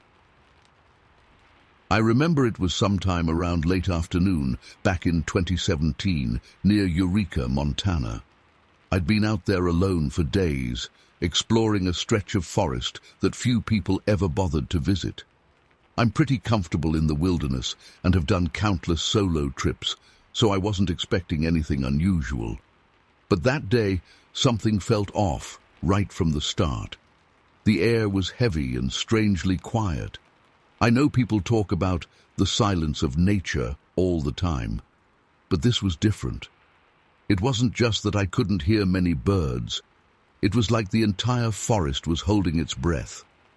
My boots crunched on the trail, but I barely heard my own steps. Even the breeze seemed nervous, coming and going in weak, jittery gusts that didn't match the calm, sunny sky. I'd spotted odd footprints earlier that week, huge impressions deep in the soil, much larger and wider than any bear track I've ever seen. They weren't always in a straight line either. Sometimes they just stopped abruptly, like something had stepped off into thin air. I wasn't sure what to make of them, but I tried not to dwell on it too much. I've always believed nature can produce weird anomalies. That afternoon, though, I couldn't shake the feeling I wasn't alone. I was following a faint trail, that led through a denser patch of trees. The ground was thick with wet leaves and moss. As I moved deeper, the canopy swallowed a lot of the light, making it dim, even though it was still daylight. I felt eyes on me. I kept turning around, expecting to see someone there, maybe another hiker who wandered off course. But there was no one. Just these endless trunks and clusters of ferns, all perfectly still. At some point, I paused to adjust my pack. That's when I heard something heavy shift its weight behind me. Not just a little twig snap. This was a full, deliberate step, like a large animal testing the ground. I swung around fast, but only managed to catch a blur of movement, something tall, maybe 7 or 8 feet, slipping behind a large pine. My heart jumped. I tried to rationalize it. A moose, maybe. But moose don't usually move like that. They certainly don't hide behind trees when a person turns around. I felt my body tense, adrenaline coursing through me, making my hands shake slightly. I didn't want to run. Running in the woods is usually a bad idea, and I wasn't sure I even wanted to know what was out there. Instead, I slowly crept forward, careful not to make noise. The forest floor was soft and damp, which helped keep my steps quiet. As I got closer to the tree, I smelled something strong and earthy, like wet fur and old damp leaves mixed together. It wasn't a familiar smell, and it made me uneasy. I leaned to the side to peek around the trunk, my heart pounding. There was nothing there, just layers of green moss, tangled branches, and silence. I stood there for a moment, convinced I must have imagined it, maybe spooked myself over nothing. But when I turned back to the trail, I noticed something. A footprint. It was pressed deep into the soil, about a foot from where I'd stopped earlier. It matched the shape I'd seen before, huge, wide, impossibly large for any known animal out there. I didn't know what to do. Part of me wanted to head straight back to my camp, pack up, and leave. Another part felt strangely calm, like I should just keep going, respect its space, show I wasn't a threat. I decided to continue forward, just a bit, to see if I could catch a clearer glimpse. Maybe I'd find more footprints that would give me a clue. I moved slowly, scanning the forest for any sign of movement. About 20 minutes later, the trail opened into a small clearing with knee-high grass and a few fallen logs. The sky was still bright, but the silence hadn't lifted. If anything, it felt heavier. I could hear my own breathing, and I realized I was practically holding my breath. I forced myself to take normal, steady breaths to stay calm. Then I heard it again. Steps, this time circling. Something was moving around the perimeter of the clearing, staying behind thick patches of brush. I could just make out a dark shape gliding between the trunks. It didn't feel like a bear. Bears crash through undergrowth, break branches, make all sorts of noise. This thing moved smoothly, deliberately, and it was tall, taller than me by at least a couple of feet. There was a hint of dark brown fur or hair, not the shiny black coat of a bear. My stomach dropped. I knew what some people would say it might be, but I'd never taken that seriously. I stood there trying to decide if I should raise my arms, make noise, scare it off, or just quietly retreat. Before I could do anything, a small rock flew out from the trees and landed a few feet away in the grass. I jumped back, almost stumbling. The rock wasn't huge, but it wasn't small either. It had been tossed with purpose. This was no accident. My mind was racing. Was it trying to warn me? Intimidate me? I took a careful step backward, and the sound of heavy breathing drifted out of the woods. It sounded almost like a grunt, but softer. I couldn't pinpoint the direction it came from. Everywhere I looked, there was nothing but trees and shadows. The silence had been replaced by my heart thumping so loudly I was sure it would give me away. I decided I had to leave. Slowly, I backed up, not turning my back on the clearing. I moved in the direction I had come, hoping not to trigger any chase. When I was a few yards away, I heard something move in front of me, like it was trying to block my path. I froze, panic starting to claw at my chest. I fumbled for the small flashlight in my pocket, even though it was still daylight, just so I could aim a beam into the shadows. When I clicked it on and swung it across the tree line, I caught the briefest glimpse of a huge silhouette. It had a broad, muscular build covered in dark hair, a conical head, and it seemed to stand upright. The eyes reflected just the faintest bit of light, 2 small points of dull shine. Then it moved again, too fast for something so large, and it vanished behind a trunk. My mouth went dry. I can't explain the terror I felt in that moment. It wasn't just fear of a wild animal. It was that I was seeing something that's not supposed to be there, something people say doesn't exist. I forced myself to keep moving, step by step, not running, but not lingering. The sounds of movement continued around me, but never got too close, like it was guiding me out, pushing me away from that spot. Eventually, I broke into a familiar part of the forest and started recognizing my route back to camp. It was like stepping out of a nightmare into something normal. Birds were chirping again, and the wind felt natural, not tense and expectant. When I reached my camp, nothing seemed disturbed. My gear was as I left it. My small fire ring was still there with ash and half-burned sticks. The feeling of being watched slowly faded. I waited, quiet and on edge, for nearly an hour before I gathered the courage to pack my things. I didn't want to spend another night out there. I hiked back toward the main trail before the sun dipped too low, fighting the urge to keep glancing over my shoulder. I never told anyone about this in person. It's been years, and I still can't fully wrap my head around it. I know what I saw, or at least what I think I saw. It didn't attack me or hurt me. In fact, it felt more like it was making sure I left without getting too curious.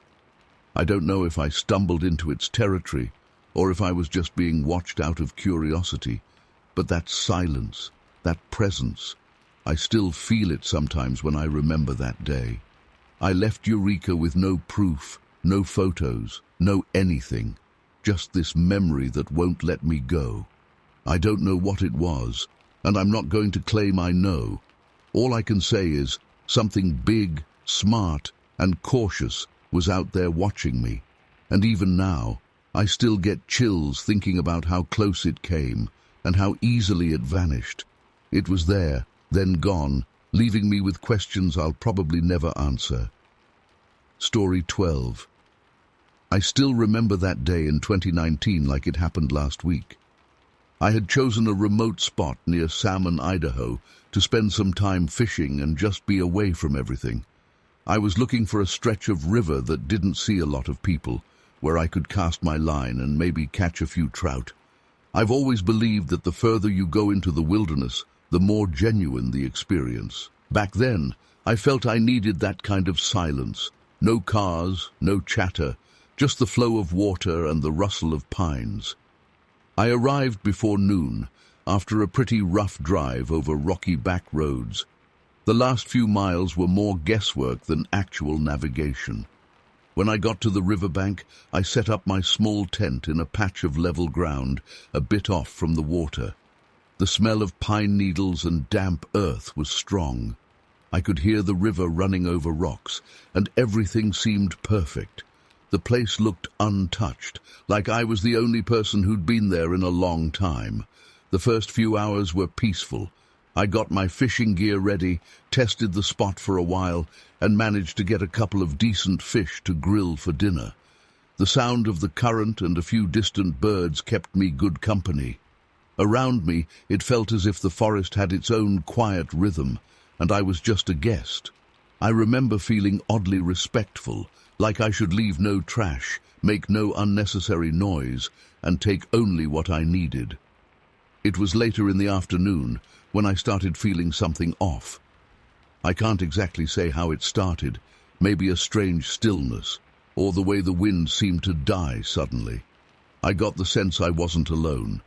At first, I wrote it off as nerves. It's easy to spook yourself when you're isolated like that.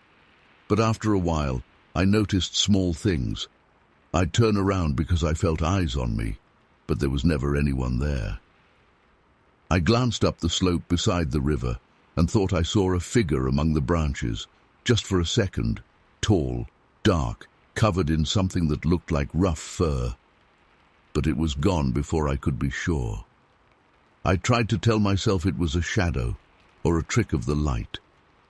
As the evening shadows stretched longer, I gathered some wood for a small fire. I had this uneasy feeling that something was moving around the edges of my camp. I could swear I heard footsteps, not heavy enough for a large bear, but definitely not the random crack of a twig dropping. It sounded like something was circling. I tried shining my flashlight around, but every time I did, the footsteps stopped. Total silence. Then, as soon as I turned the light off, I'd catch that subtle crunch of leaves or a branch bending under weight. When I walked closer to the spots where I'd heard the sounds, I found footprints in the soft, damp soil. They weren't boot prints.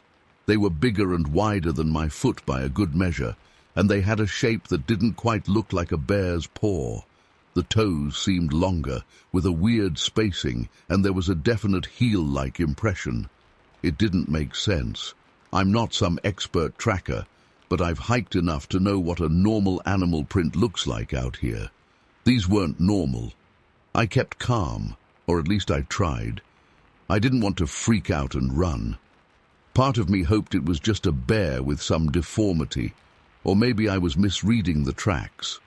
Still, I felt watched.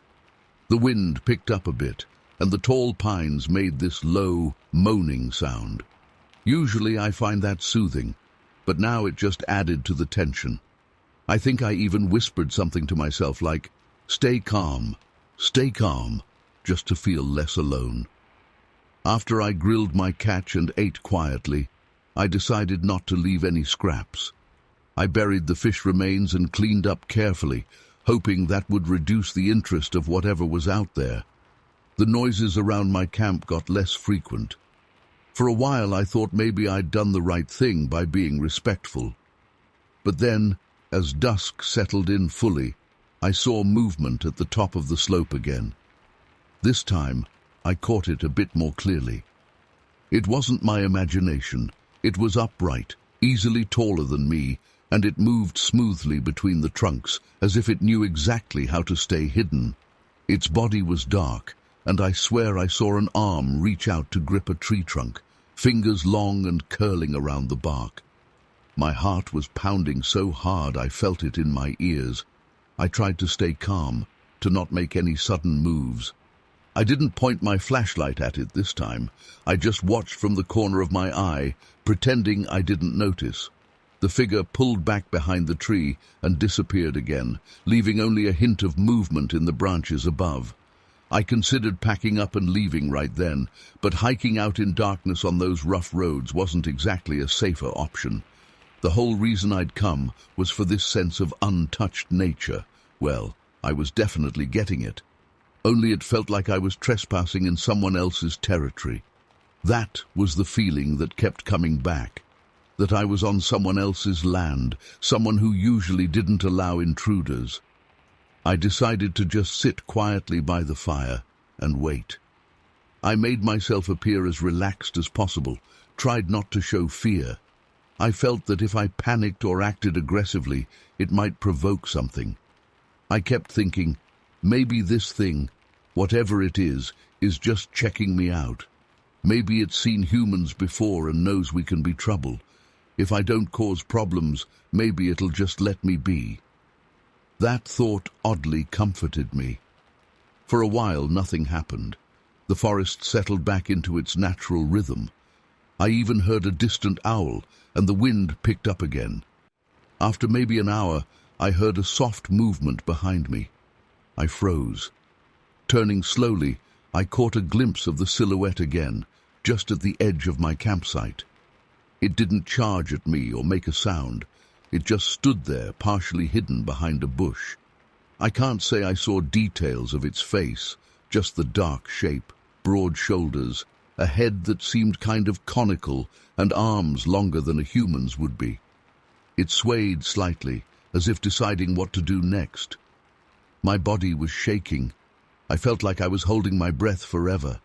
Then, in one fluid motion, it slipped away into the darkness, so quiet that I could barely hear it leave. I got up slowly and shone my flashlight around, but there was nothing. The bushes swayed a bit in the breeze, and I felt a strange emptiness, like I'd just had an encounter with something that shouldn't exist, but does. I stood there for a long time, just listening, expecting it to come back. It never did. Eventually, I crawled into my tent, zipped it up, and just sat there, wide awake, gripping my flashlight like it was a weapon. The night passed slowly.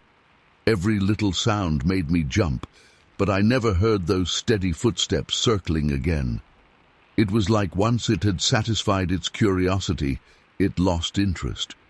Or maybe it accepted that I was only there temporarily and would leave soon. I don't really know.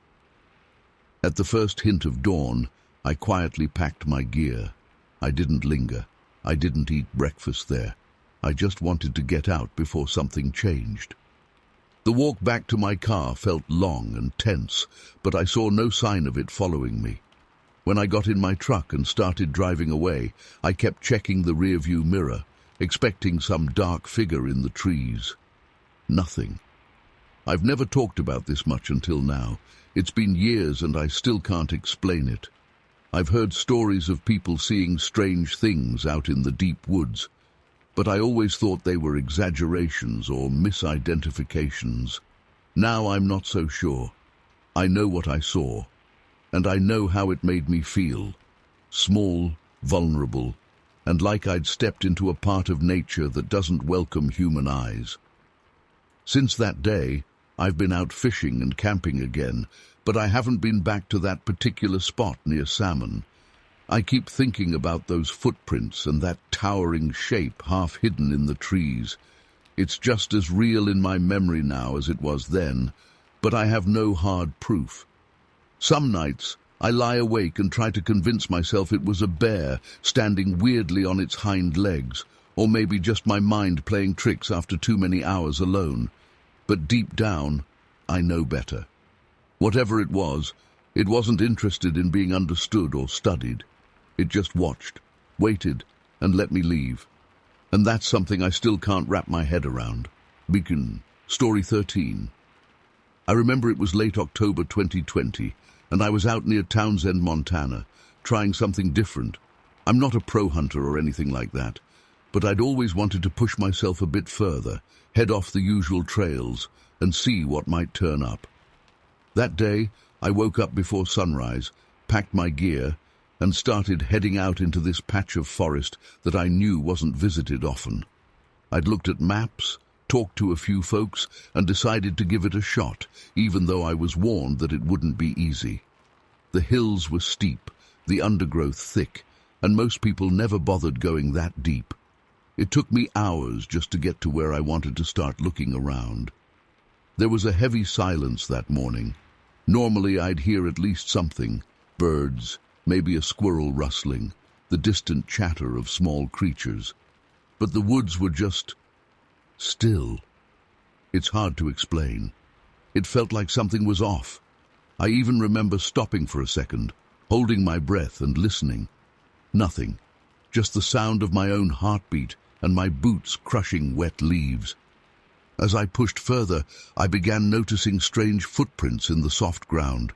At first, I thought maybe a bear, but bears don't usually leave prints that look this defined, like something walking on two legs. And these prints were huge, way bigger than my own boot prints, and spaced in a pattern that didn't make sense for a person. They were so large and deep that I knelt down and tried to measure one with my hand. I remember it being almost twice as wide as my hand spread out. I tried to follow them a bit, but they weren't straightforward.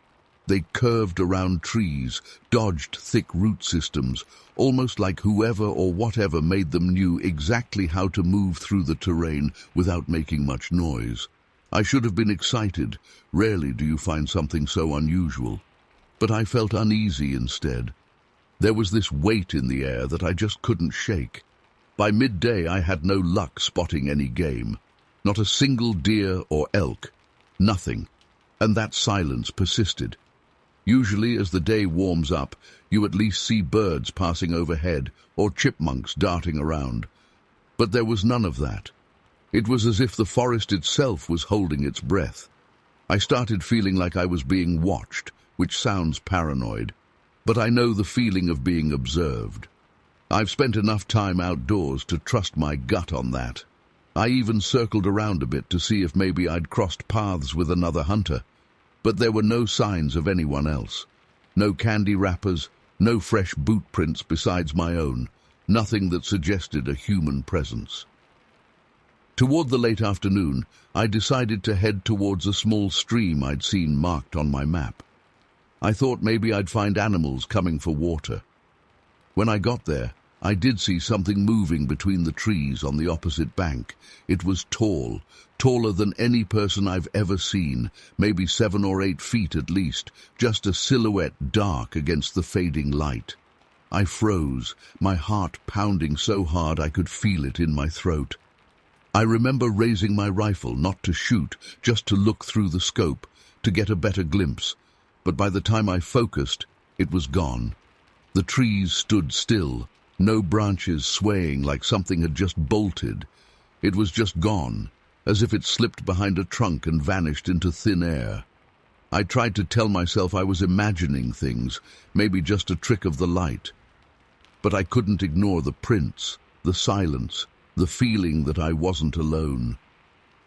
I decided to move carefully, not making any sudden noises. As the sun dipped lower, the temperature dropped and the woods grew dim. I had a flashlight, but I didn't want to use it unless I had to. I didn't know what was out there, and shining a bright light around felt like I'd be asking for trouble. Still, once it was truly getting dark, I had no choice. I clicked on the beam and slowly made my way back toward where I thought I'd camp for the night.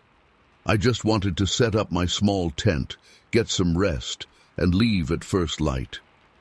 As I was walking, I heard heavy steps. At least, that's what it sounded like.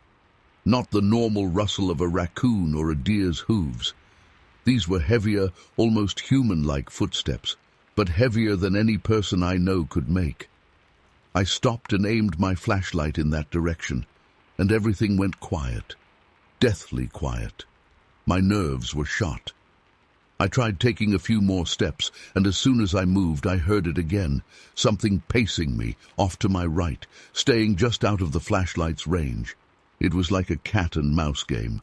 I'd stop, it would stop. I'd move, it would move. There was intelligence in its approach.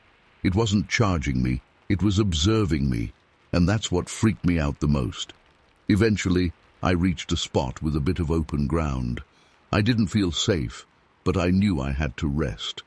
I set up my tent as quickly as I could, my hands shaking. I barely ate anything, just some jerky, because I was too on edge.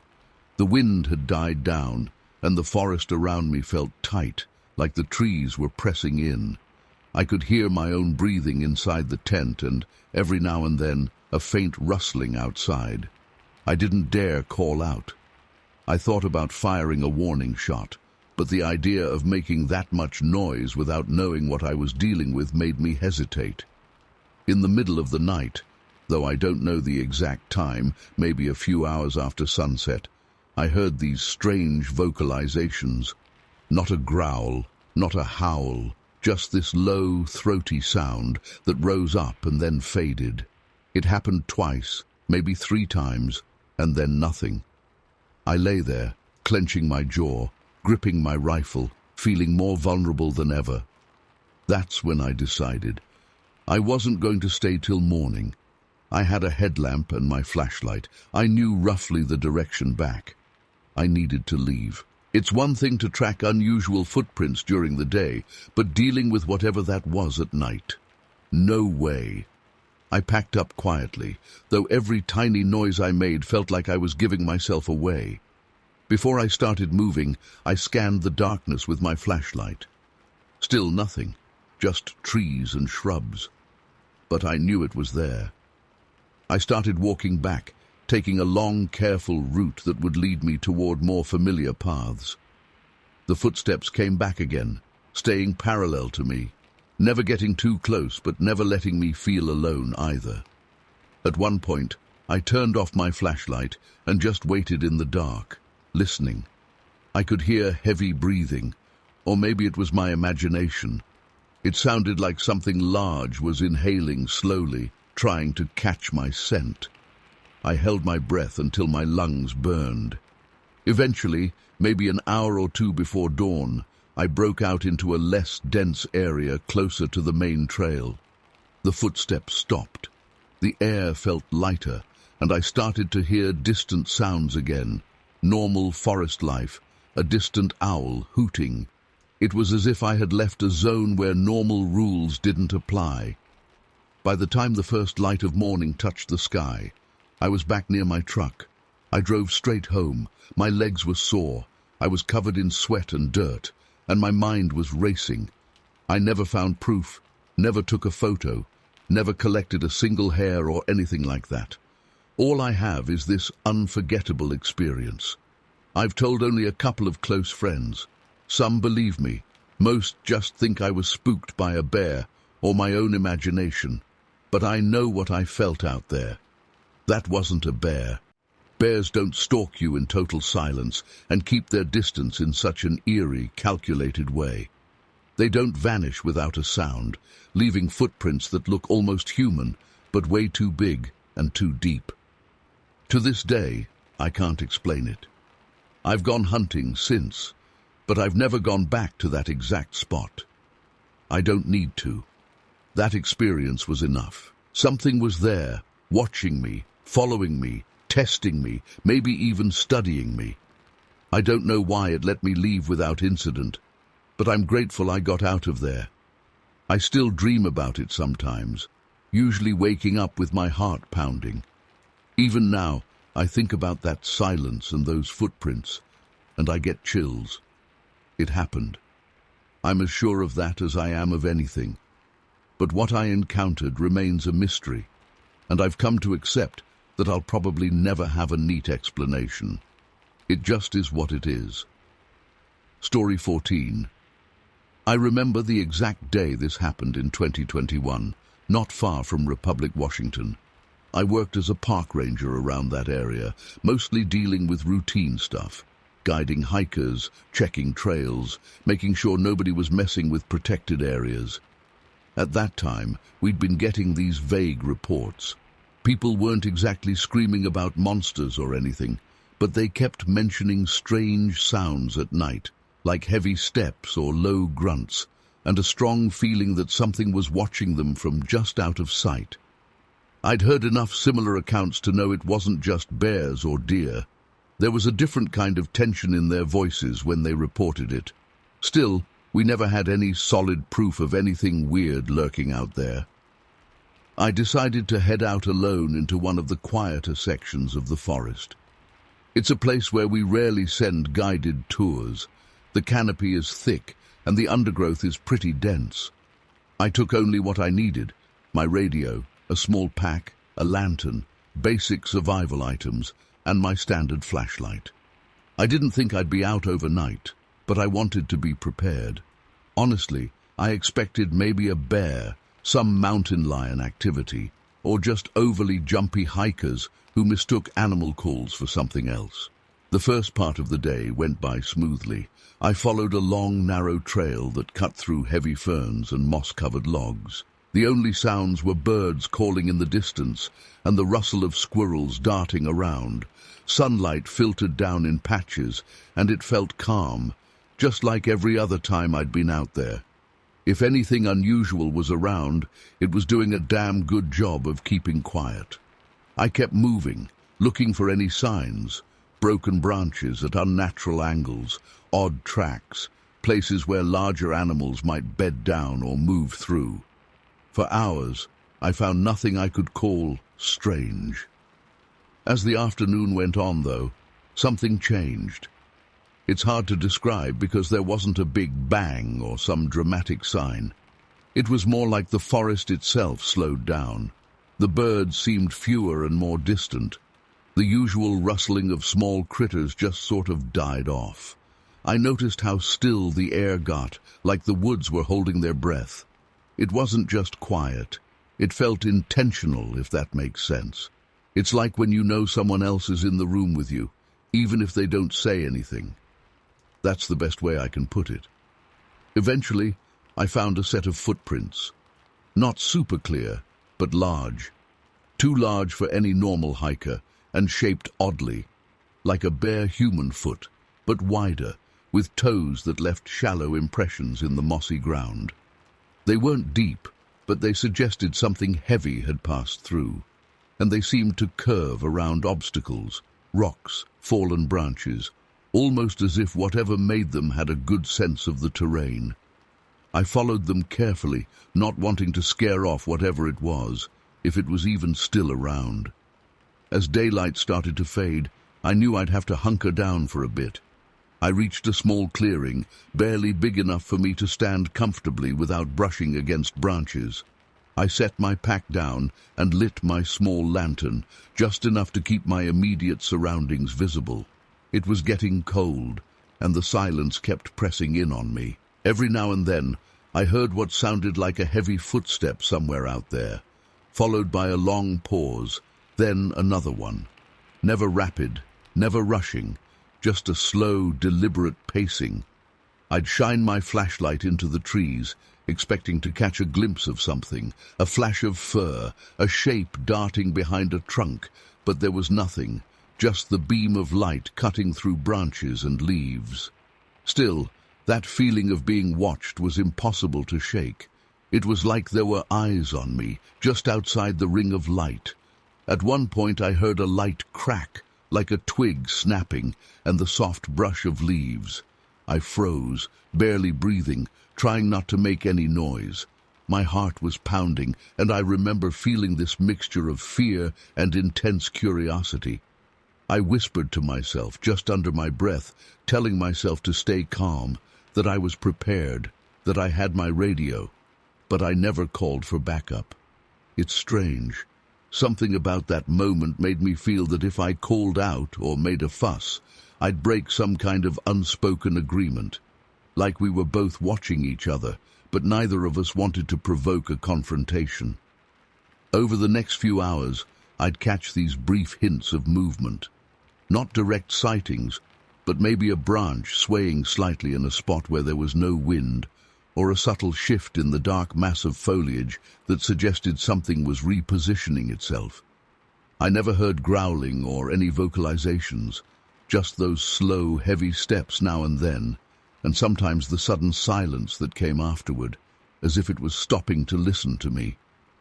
Eventually, the night dragged on, and I dozed off for a bit. When the first light of dawn started to push through the trees, I woke with stiff muscles and a pounding headache. I was still on edge, but at least I could see better. I began to look around more thoroughly. That's when I found these odd branch arrangements near where I'd been sitting. They weren't randomly snapped twigs. They looked deliberately placed, like 2 or 3 sticks twisted and propped against each other at strange angles. Not some Boy Scout structure, not a natural fall of branches. It looked more like a marker or a sign. These broken branches weren't fresh. The ends were splintered but not green. Whoever or whatever had done this knew how to be quiet about it. I remember thinking that they could have done it right under my nose as I was half asleep, and I wouldn't have noticed. That thought made me shiver. I didn't feel threatened exactly, but I felt singled out, I guess. Like something was letting me know it was there, that it was aware of me, and had the upper hand in terms of stealth and control of the situation. It could have messed with me more aggressively if it wanted to. Instead, it left these strange markers, almost as if to say, I'm real, and this is my place. I took my time packing up. I checked the ground for more footprints, found a few partial impressions, but nothing as distinct as before. I turned over the idea that maybe it was a hoax, some person messing with the ranger, but I couldn't imagine anyone staying that quiet, that controlled and that hidden all night long without giving themselves away. And no one knew exactly where I was heading. I chose the spot on a whim. Also, the size of those footprints, the way the forest went silent, those careful branch formations, none of that felt like a prank. As I started the trek back toward the edge of the forest, I kept expecting to see something step out into my path, a huge figure with dark matted hair, or something glaring at me from behind a tree. But nothing showed itself. The forest gradually warmed up to its normal rhythm. I heard a few birds again, saw a deer bounding off in the distance. It was almost like the presence withdrew the moment I decided to leave. By the time I got back to more familiar trails, I felt like I was emerging from a strange dream, but I knew I hadn't imagined it. I reported the experience to my colleagues, just the basics, the odd quietness, the unusual footprints, the broken branches, and that feeling of being watched. I never claimed I saw a Bigfoot, or whatever people call these things. I didn't have proof. I only had a personal experience that left me shaken and oddly respectful. Some co-workers just shrugged and laughed it off. Others listened more carefully, but no one gave me a concrete explanation. And I didn't push it. It's been a while now, and I still think about that night. I still can't explain it. I've been out there again since, and nothing similar has happened. It's like it was a one-time encounter, a brief crossing of paths. I don't know what I encountered, or why it didn't just vanish completely. Instead, it made sure I knew it was there. I'm left with an uneasy sense that there's more in those woods than we understand. Nothing big and showy, just something very good at staying hidden. I'm sharing this here because I can't really talk about it openly without people rolling their eyes. Honestly, I don't care if anyone believes me. I just know what I felt, what I heard, and what I saw, or didn't see, I guess. Even now, I can recall the sound of those slow, heavy steps, the way the forest held its breath, and those carefully placed sticks that still make no sense to me. That's it. I wish I had some dramatic conclusion, but I don't. It happened, it ended, and I still have no clue what it was. It's just one of those things I'll carry with me, a reminder that we don't know half of what's out there. Story 15. I still remember that evening in late summer 2022 when I decided to camp alone near Oak Ridge, Oregon. I'd chosen a spot a bit off the regular trails, nothing too extreme, but definitely more isolated than your average campsite. I'd been out in nature a handful of times before, not a complete beginner, but by no means an expert. I was just looking to clear my head, take in some fresh air, and maybe get inspired by the quiet surroundings. I found a small clearing about an hour's hike from where I'd left my car, pitched my tent, and settled in as the sunlight began to fade behind the ridge. There was something about the silence that hit me differently that day. Usually, the woods are full of sounds, chirping insects, distant birds, the rustle of small animals. But it seemed like every now and then, everything just stopped. I can't explain it well, but it felt as if the forest itself was holding its breath. I tried to shrug it off, telling myself I was just nervous about being out there alone, but I couldn't shake the feeling that the pauses were more than just coincidence. As night fully set in, I sat outside my tent with a small lantern and a warm cup of instant coffee. The air was crisp, and I could smell pine and damp earth. At some point, I got curious about what might be lurking just beyond my campsite. I took my flashlight and walked a few steps toward the tree line, not going too far, just enough to peek around. Then I heard it. Heavy steps. They weren't fast or frantic, just deliberate thuds on the forest floor. When I pointed my flashlight in that direction, the sound stopped immediately. There was nothing visible between the trees, not even a branch swaying. The silence that followed made my skin crawl. It was so thick it felt physical. I remember my heart pounding as I stood there, trying to decide if I should call out or quietly back away. I ended up just turning around and walking slowly back to my tent, forcing myself not to run. I didn't see anything, but I felt watched. Back inside my tent, I tried to calm myself by focusing on my breathing. I kept telling myself it was probably just a deer or maybe a bear startled by my presence. But bears don't usually stop dead in their tracks the second you shine a light on them. They might run, or at least shift around. This thing didn't move at all once the light hit. It was like it understood what the flashlight meant. That realization freaked me out more than I cared to admit. At some point, I must have dozed off, but I woke up after a short while feeling uneasy. I stepped outside to pee, and that's when I found the first odd sign. A large branch, maybe twice as thick as my wrist, had been snapped and wedged high up between two tree trunks. It was way above my head. I'm just over 6 feet tall, and there's no way I could have reached that spot without climbing. It looked forced in there, not fallen naturally. I shone my flashlight around again, feeling that same heavy silence pressing down on me.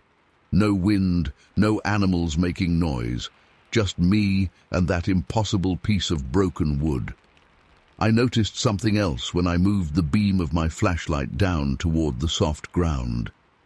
Footprints. At least I think they were footprints. They were huge, like twice the size of my own boot print and deeper in the dirt. The shape was vague, but definitely not just a random indentation. Whatever made those was heavy. I tried to follow them, but the prints faded after a few steps, disappearing into the undergrowth.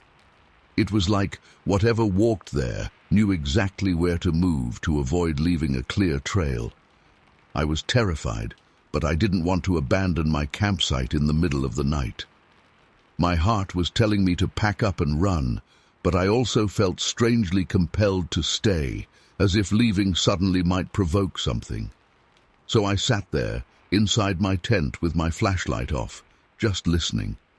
A few times I heard distant grunts or low moans, nothing loud, nothing obvious, but enough to make the hairs on my neck stand up.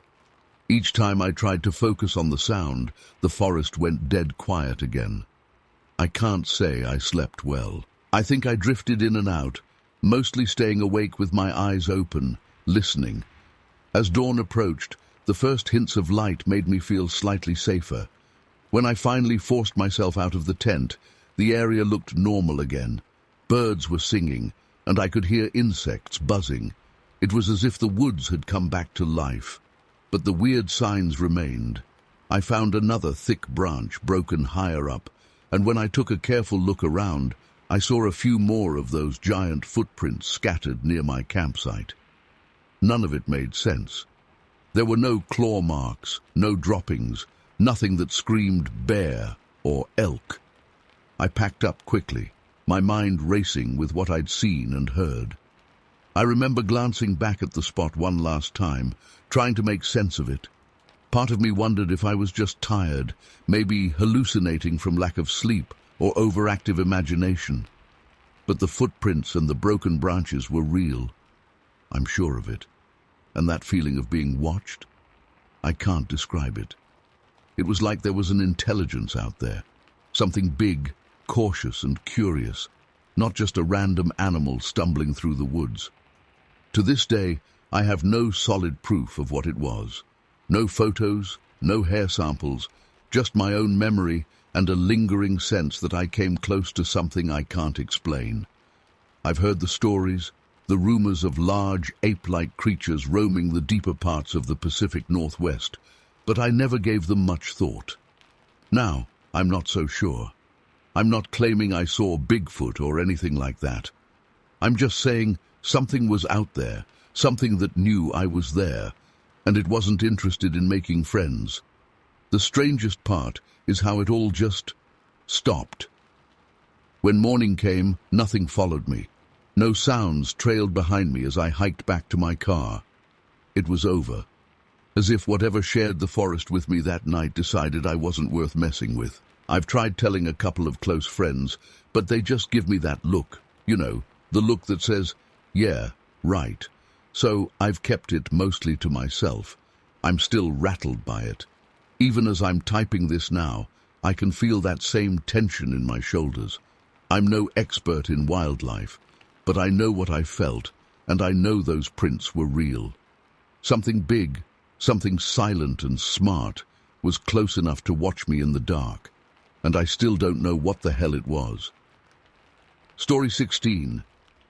I remember it was mid-2021, early autumn, I think, when I decided to head out into the forest near Franklin, North Carolina. I'm not some wildlife expert, but I'm comfortable enough hiking alone. That morning I started my walk feeling good, just the usual sounds, birds chirping, a faint breeze rustling the leaves, and the soft trickle of water somewhere off to my left. It was calming, you know, like being in a place that hasn't changed much over the last 100 years. I don't know exactly when I realized something was off. At one point, I noticed that I hadn't heard a bird sing in a while. It's subtle, but when you spend enough time outdoors, you get used to a natural rhythm. Little creatures scurrying, distant insects humming, twigs snapping under a squirrel's weight. But this time, it felt like someone hit the mute button. Everything was dead quiet, even though it wasn't late in the day yet. I tried to brush it off, but it gave me this uneasy feeling, like I was being watched. I moved deeper into the woods. I'm not sure why. I guess part of me was curious. After maybe another half hour of slow progress, I came across footprints on a patch of damp soil near a fallen tree. These weren't your typical animal tracks. I know what a bear print looks like, and these weren't that. They were large, more like huge human footprints, but too wide and too long. I stood there for a good minute, leaning in, trying to make sense of it. There were at least 3 distinct prints, and they seemed to move around obstacles in a way that felt almost intentional. It's hard to explain, but I got the impression that whatever made them knew exactly where it was going, like it was navigating with a purpose, not just roaming randomly. I'll admit, my heart was thumping in my chest. I started feeling lightheaded, like I shouldn't be there. I kept thinking maybe a bear stepped funny, or maybe it's just some trick of the mud.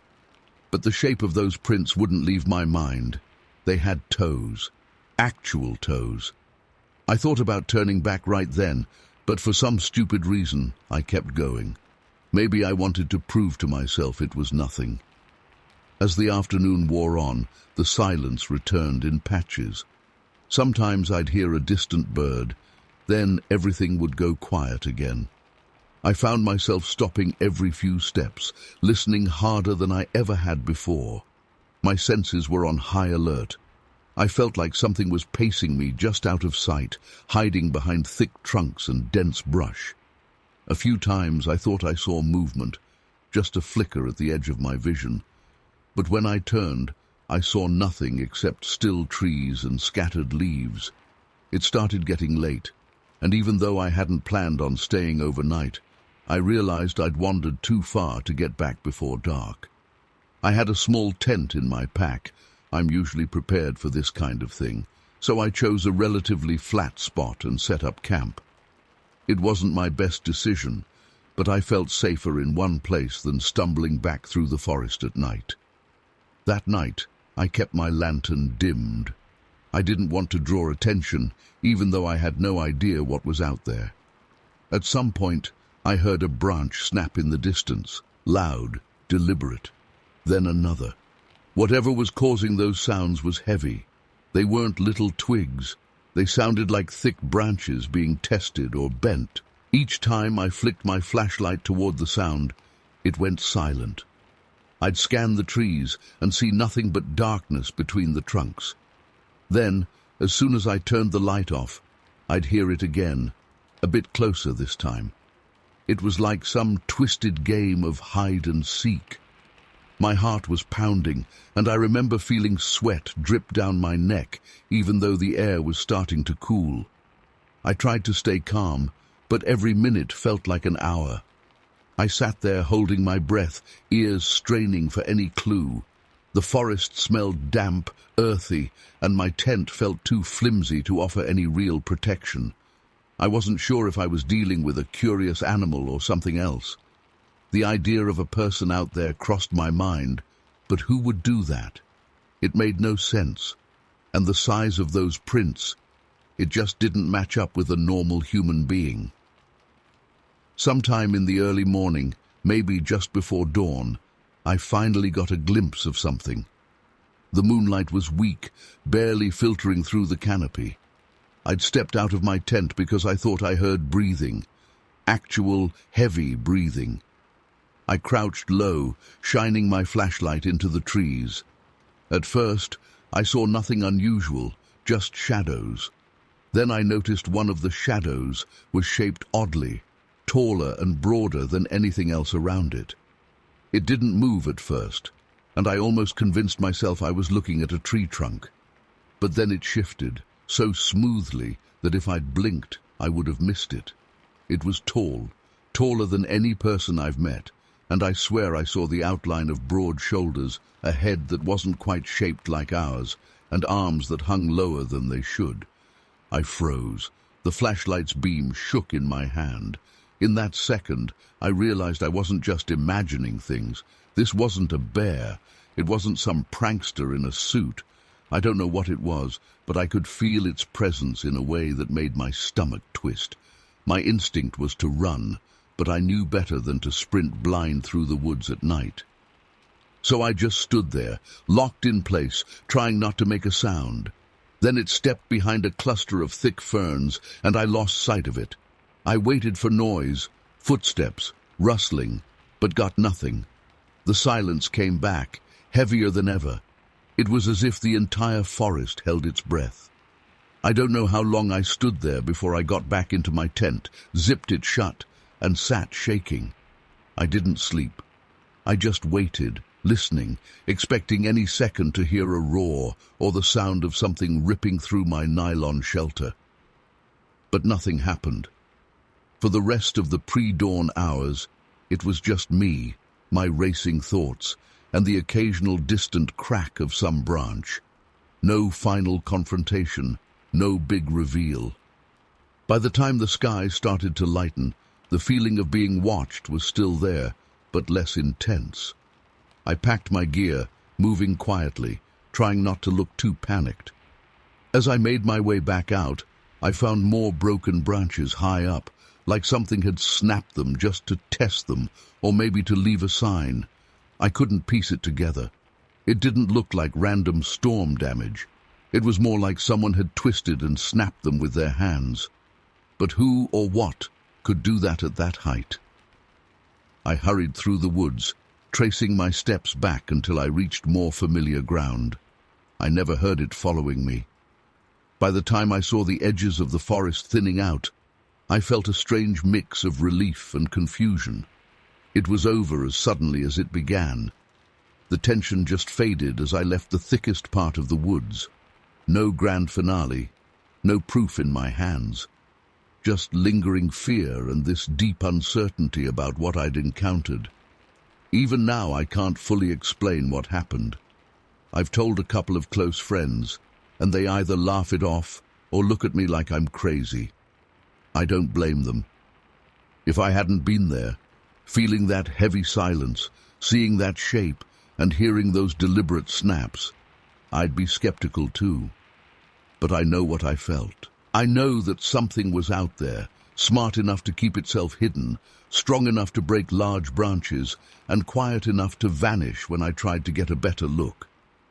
I still think about it sometimes, about the way the forest went silent, and those footprints that weren't quite human or animal.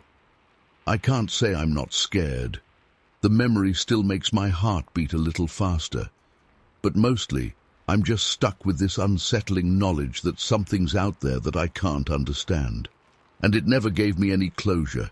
It just let me leave, as if it decided I wasn't worth the trouble. I guess I'll never really know what I encountered that day. Story 17. I still remember every detail of what happened that day in late 2022 near Troy, Montana.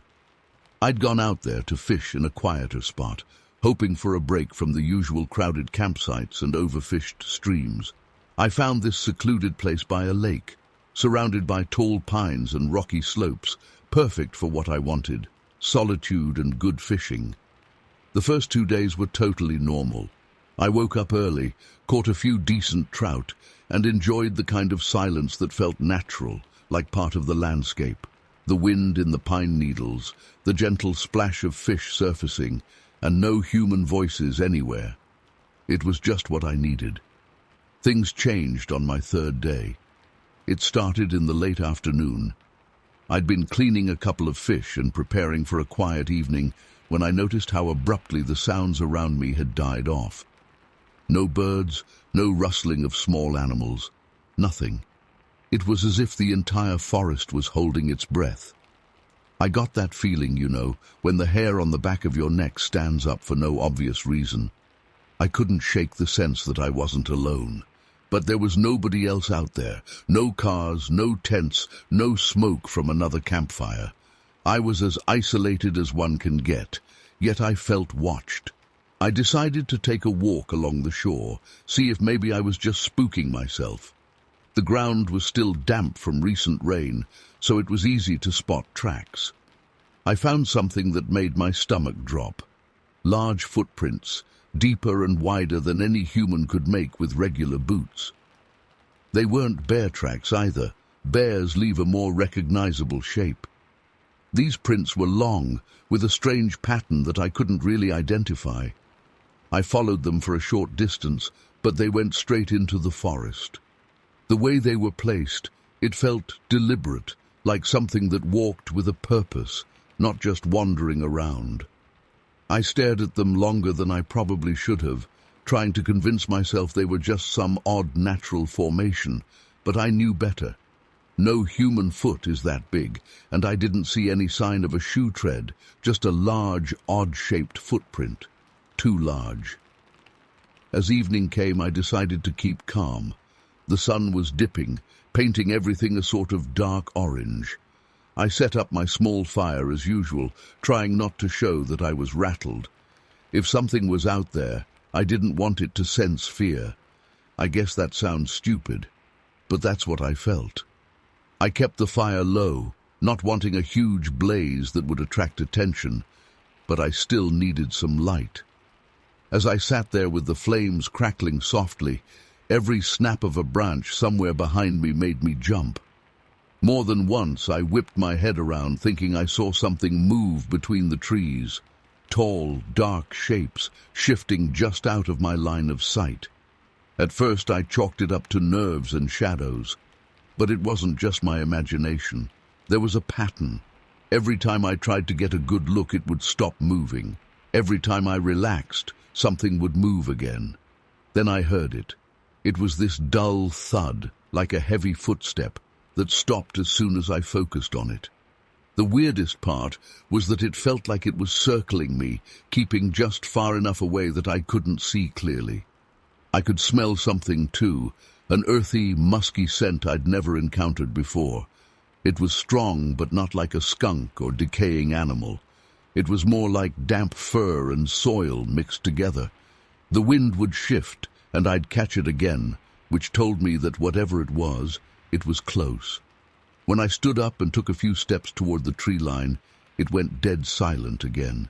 I stood there listening, trying not to breathe too loudly.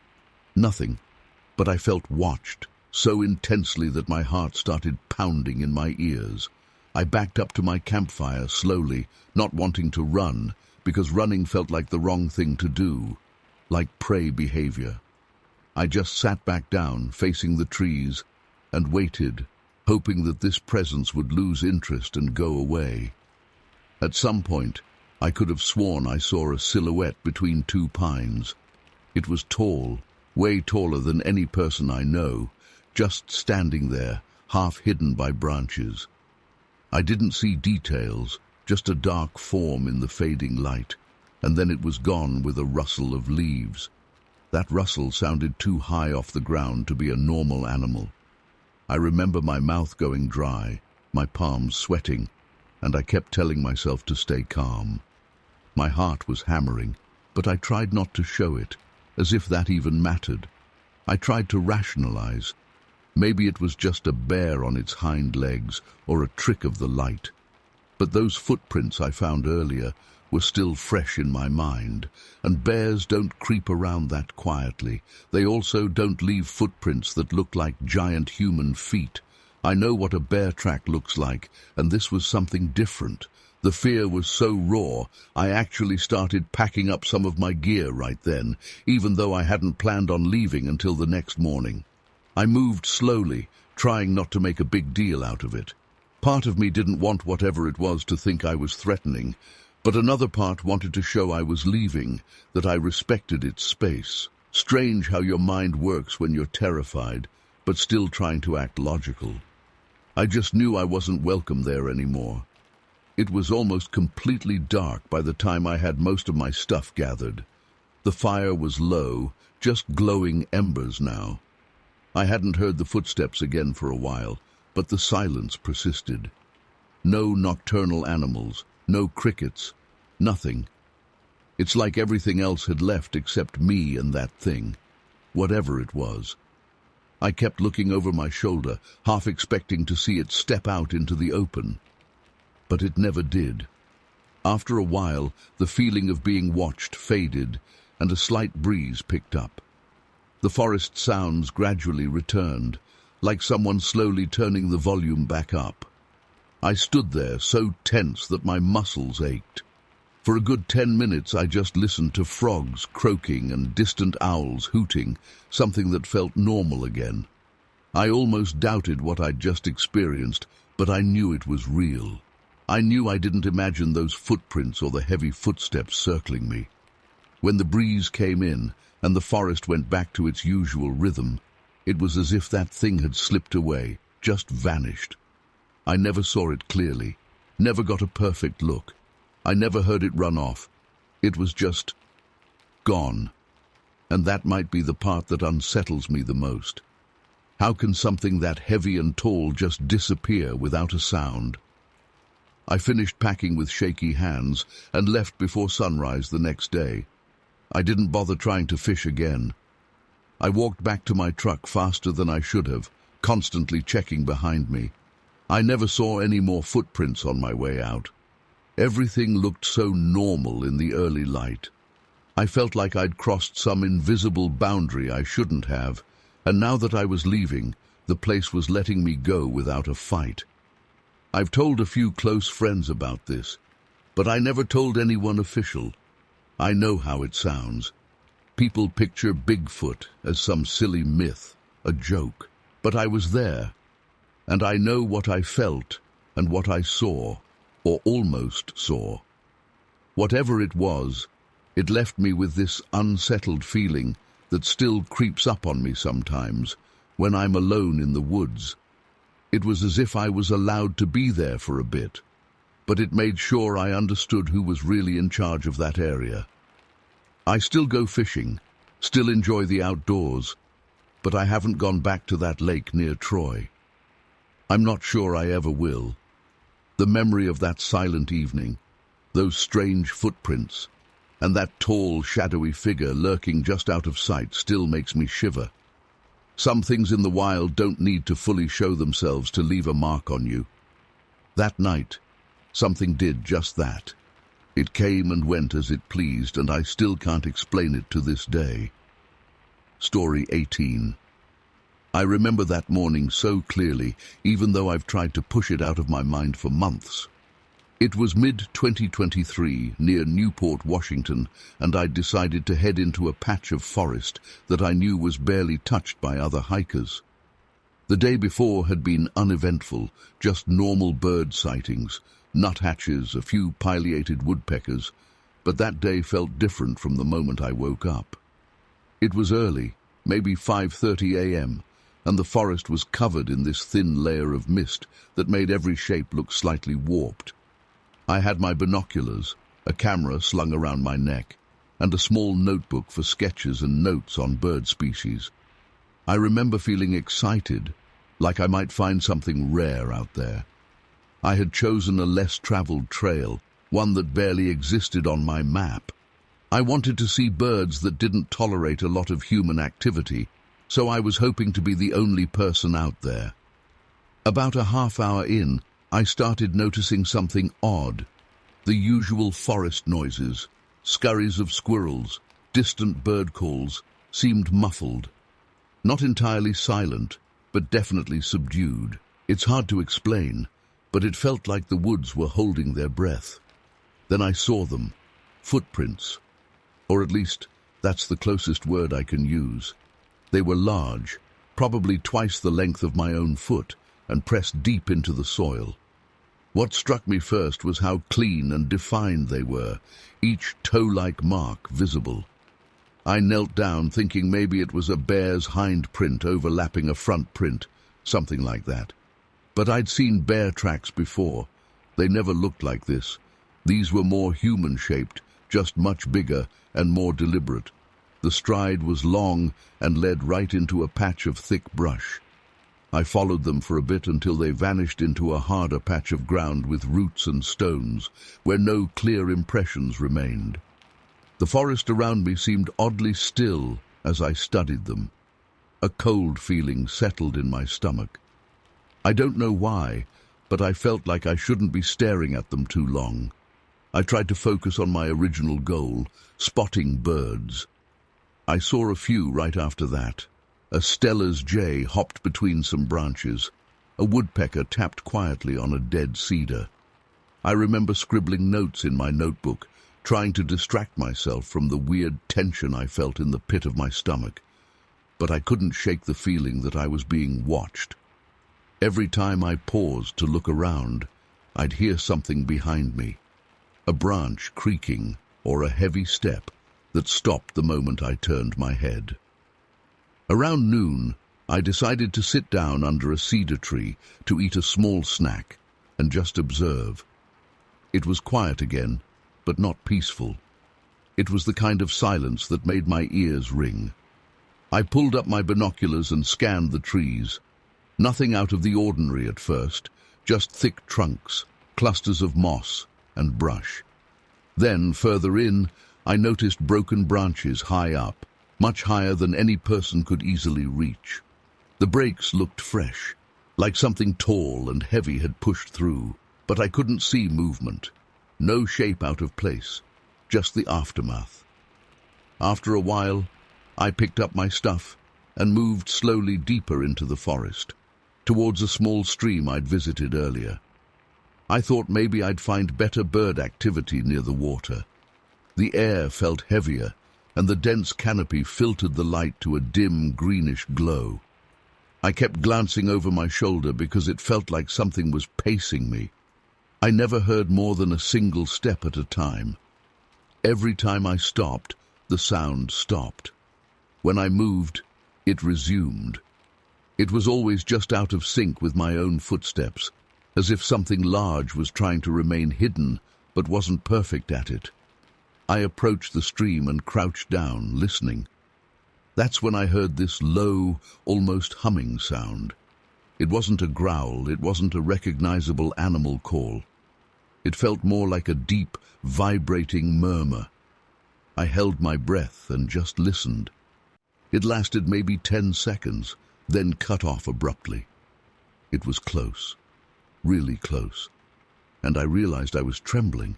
My heart was hammering, and I remember clenching my fists, feeling totally exposed. I tried to keep calm. I thought if I stayed quiet, maybe it would lose interest. I started backing away slowly, heading towards the direction I'd come from. As I retraced my steps, I looked for those footprints again, maybe to reassure myself that I hadn't imagined them. But when I got to the spot where I'd first seen them, they were gone. The soil looked disturbed, like someone had swept over it with branches or something. The ground was scuffed up, making it impossible to see the original prints. I swear those tracks were there just a few hours before. Now it looked like someone, or something, had deliberately covered them. At that point, I was really scared. I tried to rationalize it. Maybe another hiker was playing a prank, or maybe I had accidentally stumbled into someone's secret hunting spot. But this was a remote part of the forest.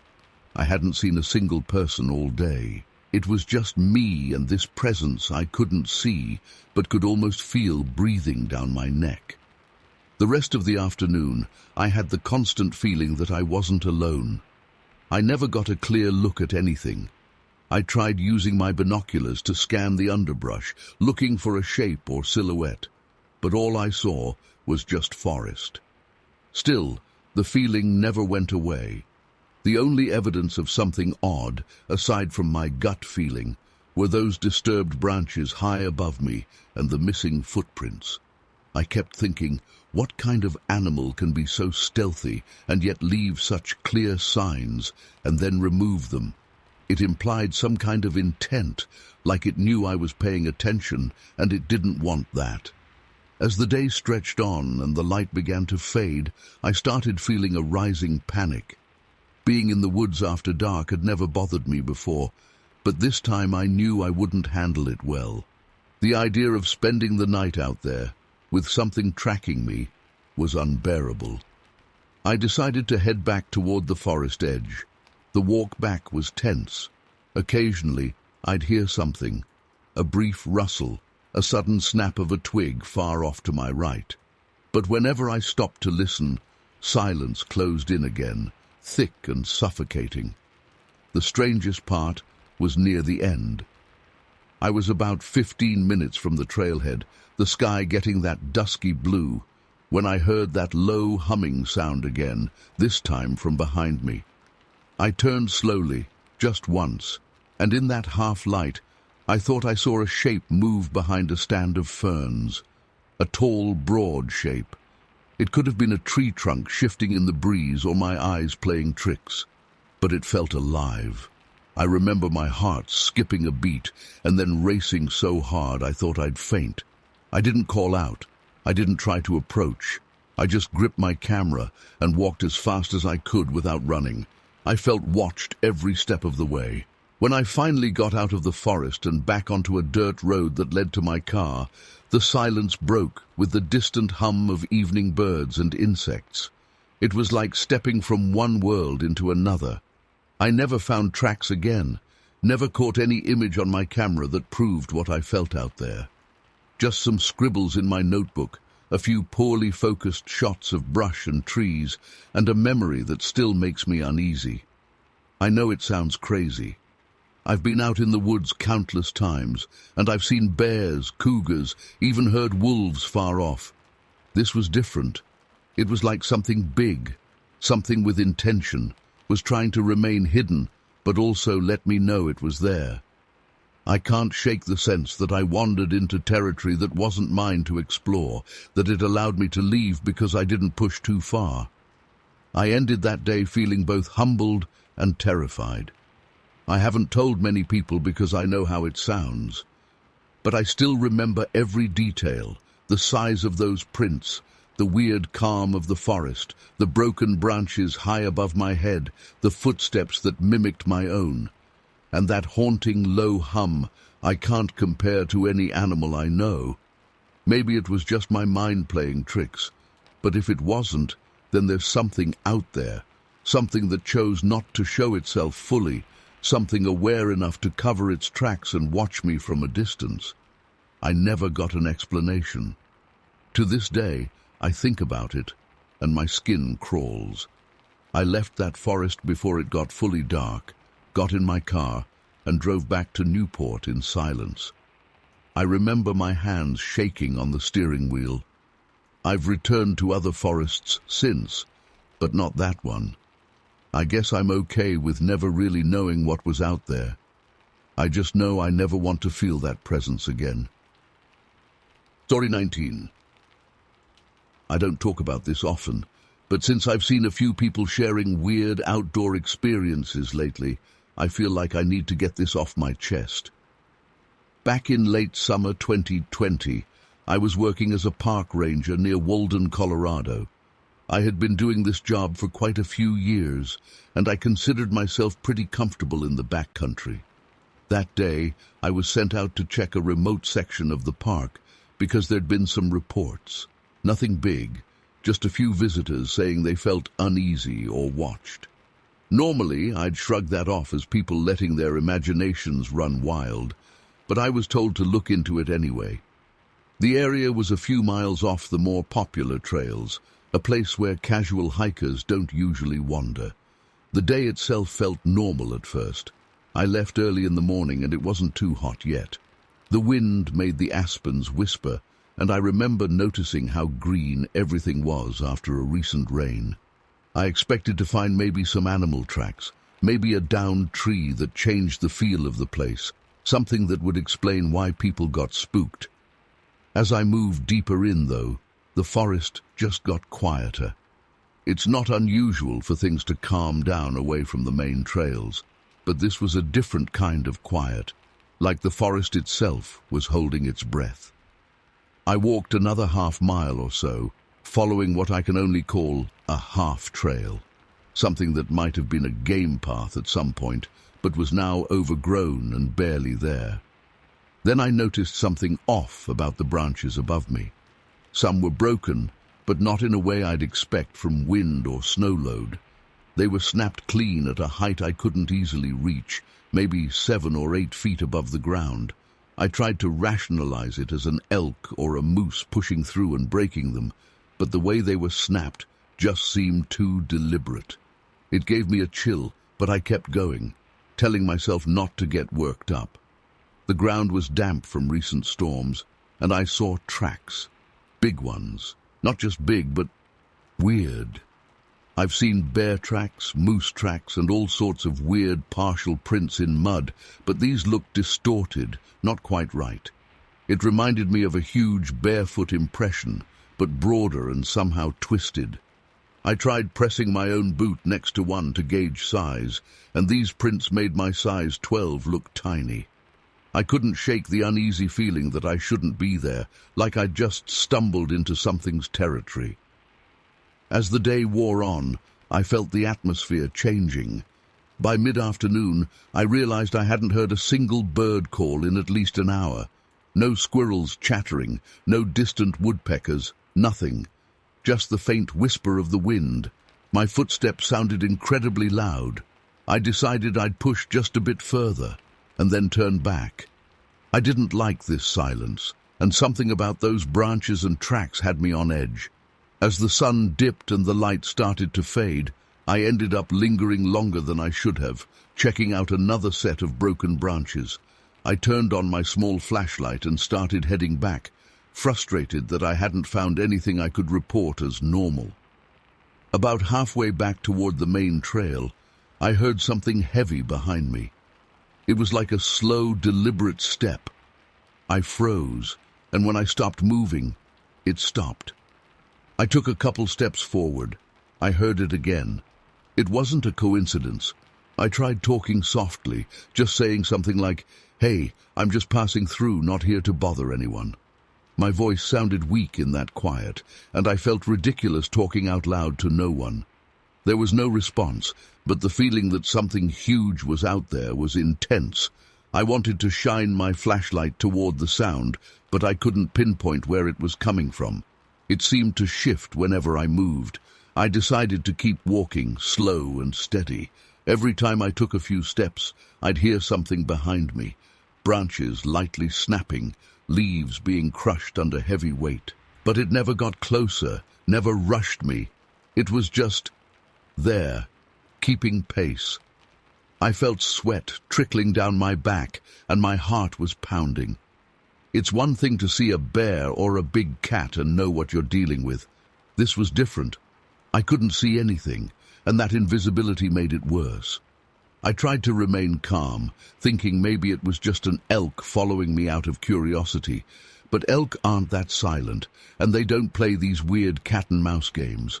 Also, those footprints I found earlier were still fresh in my mind. Whatever made them was not an elk. The whole hike back to a safer area felt like I was walking on eggshells. At one point, I swear I heard a deep exhale, like a low grunt, not aggressive, but acknowledging me. I can't describe how unnerving that was.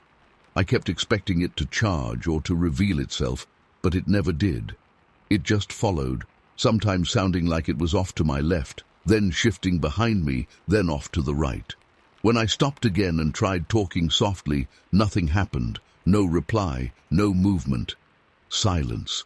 But as soon as I moved, it moved with me. Eventually, after what felt like forever, I got closer to the edge of the area I was investigating. The trees thinned, and I could see a bit of moonlight filtering through. The footsteps got quieter, and at one point I realized I couldn't hear them anymore. I stopped to listen, heart in my throat, but I only heard the wind. I waited a minute, maybe two, scanning the darkness with my flashlight. Nothing. It felt like whatever was out there decided that I was leaving its territory and wasn't worth bothering anymore. By the time I reached my truck, I was shaking. I drove back to Walden, trying to make sense of what I'd experienced. In my report, I didn't write down anything about impossible footprints or invisible watchers. I just noted unusual tracks and an odd silence. When I told my supervisor, who'd been doing this even longer than me, he just nodded and gave me a look that said he'd heard this kind of thing before. He didn't press for details. There was no smirk, no disbelief, just a silent understanding. That was weirdly comforting and terrifying at the same time. To this day, I can't say I know what it was. I never saw a face, never got a clear image of anything. All I can say is that something big and smart was out there, something that knew how to watch me without being seen, something that knew when I was leaving and let me go. I've tried to rationalize it. Maybe it was just a bear acting strangely, or a person messing with me. But those tracks and broken branches weren't normal, and the way it moved, always stopping when I stopped, felt calculated. I still work in the outdoors, and I still love my job, but I'm more cautious now. I respect those deep, quiet parts of the forest in a way I didn't before. It's been a few years, and I've never had another encounter quite like that one. But I've heard whispers from other rangers, quiet mentions of odd shapes and strange calls late at night. None of us really talk about it openly. There's this unspoken agreement that the wilderness holds secrets we can't fully explain. I wish I had a neat conclusion or a big reveal, but I don't. It happened, it ended, and I still don't know what I ran into that day. All I know is that I'll never forget the feeling of being silently followed in a place where the forest itself seemed to hold its breath, waiting for me to leave. It was real, it happened, and I still get chills thinking about it. Story 20. I still remember every little detail of that day in 2019, out near Hewlett, Wyoming. I'd gone there alone, which in hindsight might have been a risky choice. I had a small tent pitched by a narrow creek, just a bit deeper into the forest than most casual hikers ever bother going. The plan was simple: enjoy the quiet, breathe some fresh air, maybe take a few pictures of the rock formations. I never expected anything strange to happen. I've camped alone plenty of times before, but that day felt different. It started subtly. In the late afternoon, I noticed how quiet it got. I mean, the kind of silence that isn't normal. The woods are never truly silent. There's always something, a breeze, insects, distant birds.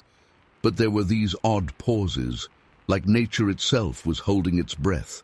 And during those pauses, I heard something heavier than any deer or elk stepping around. It was a muffled, deliberate crunch of leaves and twigs, something moving with actual weight behind it. I tried to tell myself it was just a stray moose or a black bear, but I knew bears didn't usually move like that, stopping and starting, always halting the second I shone my flashlight towards the sound. I remember leaning forward, my body tense, my ears straining. At first I thought I was imagining it, so I scanned the ground around my camp. That's when I found those footprints. They were large, really large. The soil near the creek's edge was soft, leaving these deep impressions that definitely weren't my boot prints. They were broader, with a shape I can't fully explain, and spaced in a way that suggested something taller and heavier than any human. I tried pressing my own foot down next to one, and I barely left a dent compared to that massive imprint. I felt uneasy, but not exactly terrified, yet. As the afternoon crept towards evening, I ventured a bit farther, looking for any more signs of what might be lurking around. That's when I saw branches snapped off high above my head, at a height no normal animal could reach. They weren't just broken, they were twisted. I couldn't shake the feeling that someone, something, was marking the area, like it wanted to make itself known, but not in an obvious way. It was more like a quiet message. I'm here, and I know you're here too. As dusk settled, the atmosphere shifted. The silence between normal forest sounds grew longer. At times I would realize I hadn't heard a single bird call for minutes. The air felt thicker, and even the wind seemed to slow down. I sat near my small campfire, not too large, just enough for warmth and a bit of comfort. That's when I heard this strange, low sound from somewhere behind me, like a rough exhale or a heavy sigh with a hint of a growl buried inside it. It wasn't close enough to see anything, but it was close enough for my heart to race. Every hair on the back of my neck stood up. I tried talking quietly, just to myself, hoping maybe if it was some animal, my calm voice would reassure it that I wasn't a threat. I said something like, "I'm just passing through, I don't mean any harm." My voice sounded weak, even to me, but it was the best I could do. The strange presence didn't retreat. I never heard it run off. It just sort of stayed at the edge of the darkness, where my flashlight couldn't quite reach. I remember feeling trapped in that moment. I considered packing up right then and there, but I knew stumbling through the woods at night wasn't smart. I kept looking into the darkness, flicking the beam of my flashlight between the trees, trying to catch the slightest movement.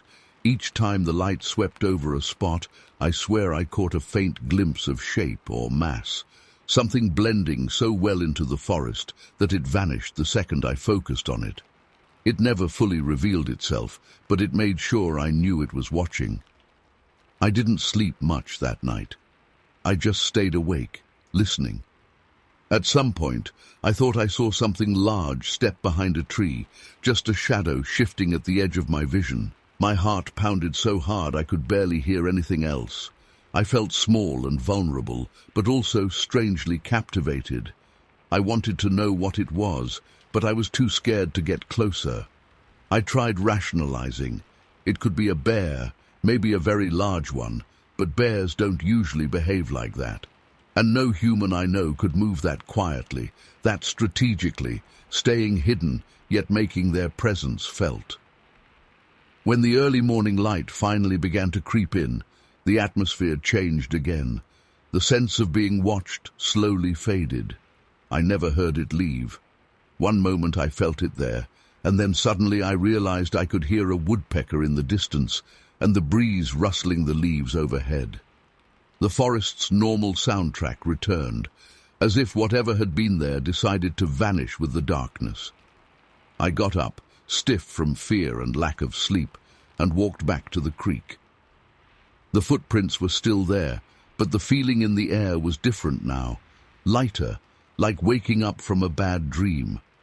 I tried following the prints a bit, but they merged into rocky ground and then disappeared. I looked up at the broken branches again, now illuminated by morning light, and they looked even more bizarre. Part of me wanted to tell someone, show them what I found, but I knew without proper evidence I'd just be another person telling a weird campfire story. Besides, no one had heard the heavy breathing sound but me. No one had seen the shadow shift. No one had experienced that intense, watching silence. I left that area soon after. I packed my tent quickly, kept my head on a swivel, and left with an uneasy gratitude that whatever was out there hadn't decided to harm me. Even now, thinking back, I can't say what it was. I'm not claiming anything officially, just that I know what I felt, what I heard, and what I saw. It's been years, and I still get chills remembering that heavy sigh from the darkness, the huge footprints by the creek, those impossibly high broken branches. It felt like something intelligent was studying me, trying to understand what I was doing in its territory, yet stopping just short of revealing itself. I've never told many people about this. I know how it sounds, but that day changed how I see the wild. It's not just scenery out there. There are things that move silently through those trees, things that leave no easy explanation. I still can't explain it all. All I know is that I was there, I felt it, and I came back different. And to this day, I still wonder what watched me so patiently from the shadows that night near Hewlett.